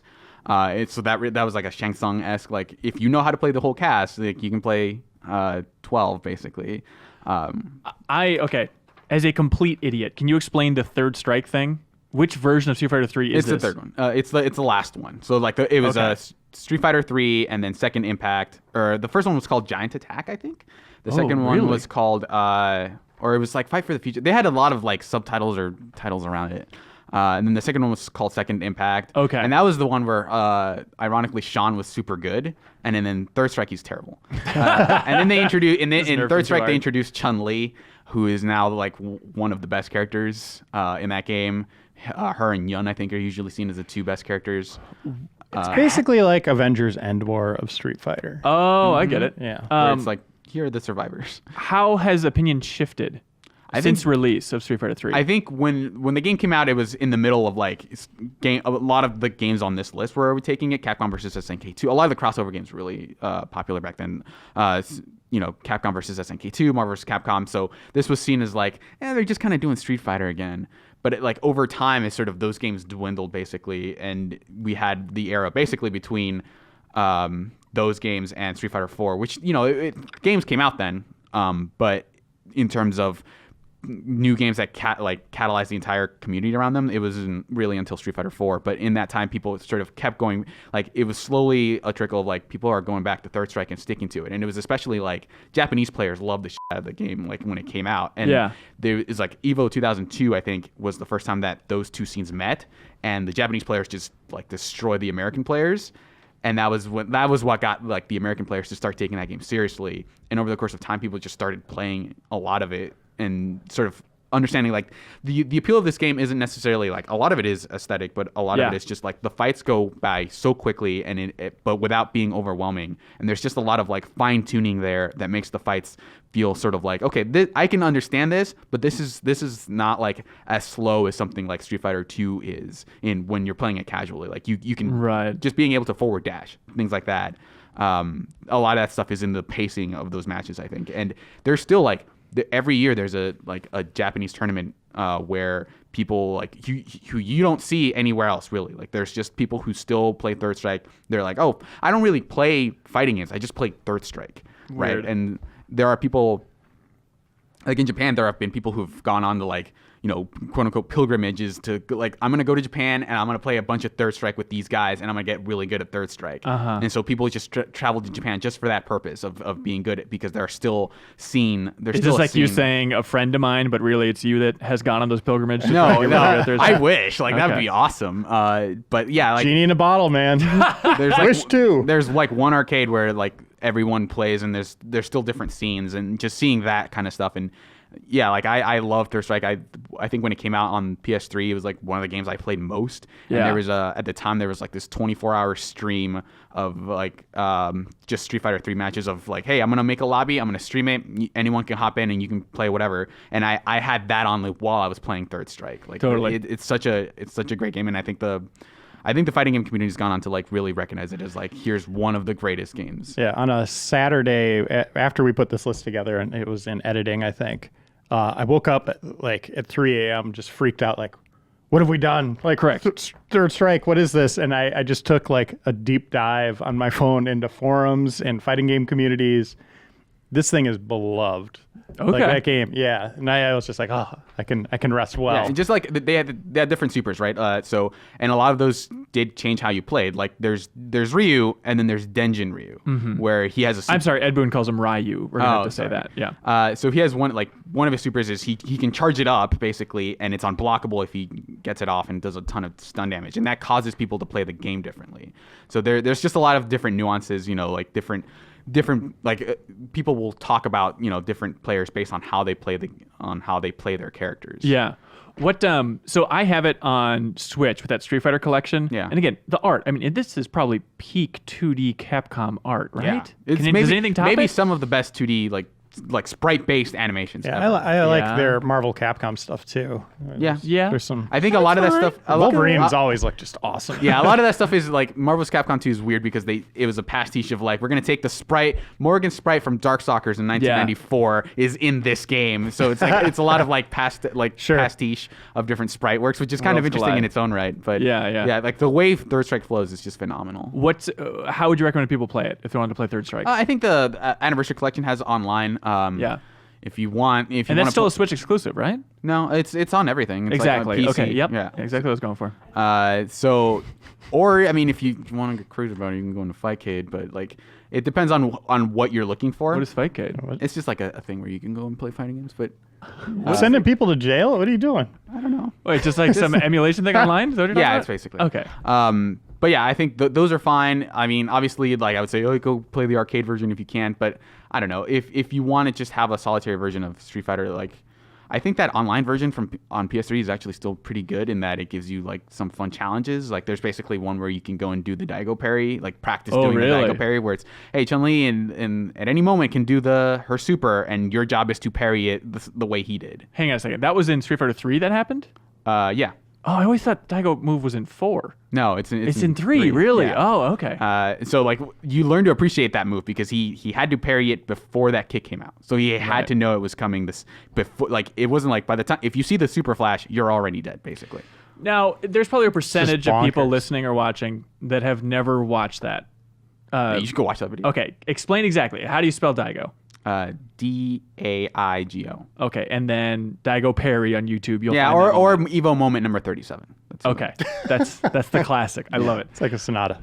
Okay, hey, that's the list. There's a lot of other entries here. You can check it out in the latest issue of Game Informer. Ryan, are we going to put it online at some point? Yeah, I think at the beginning of May, maybe. Right at the end of the month of coverage of Mortal Kombat 11. Hey! Very exciting. Cool.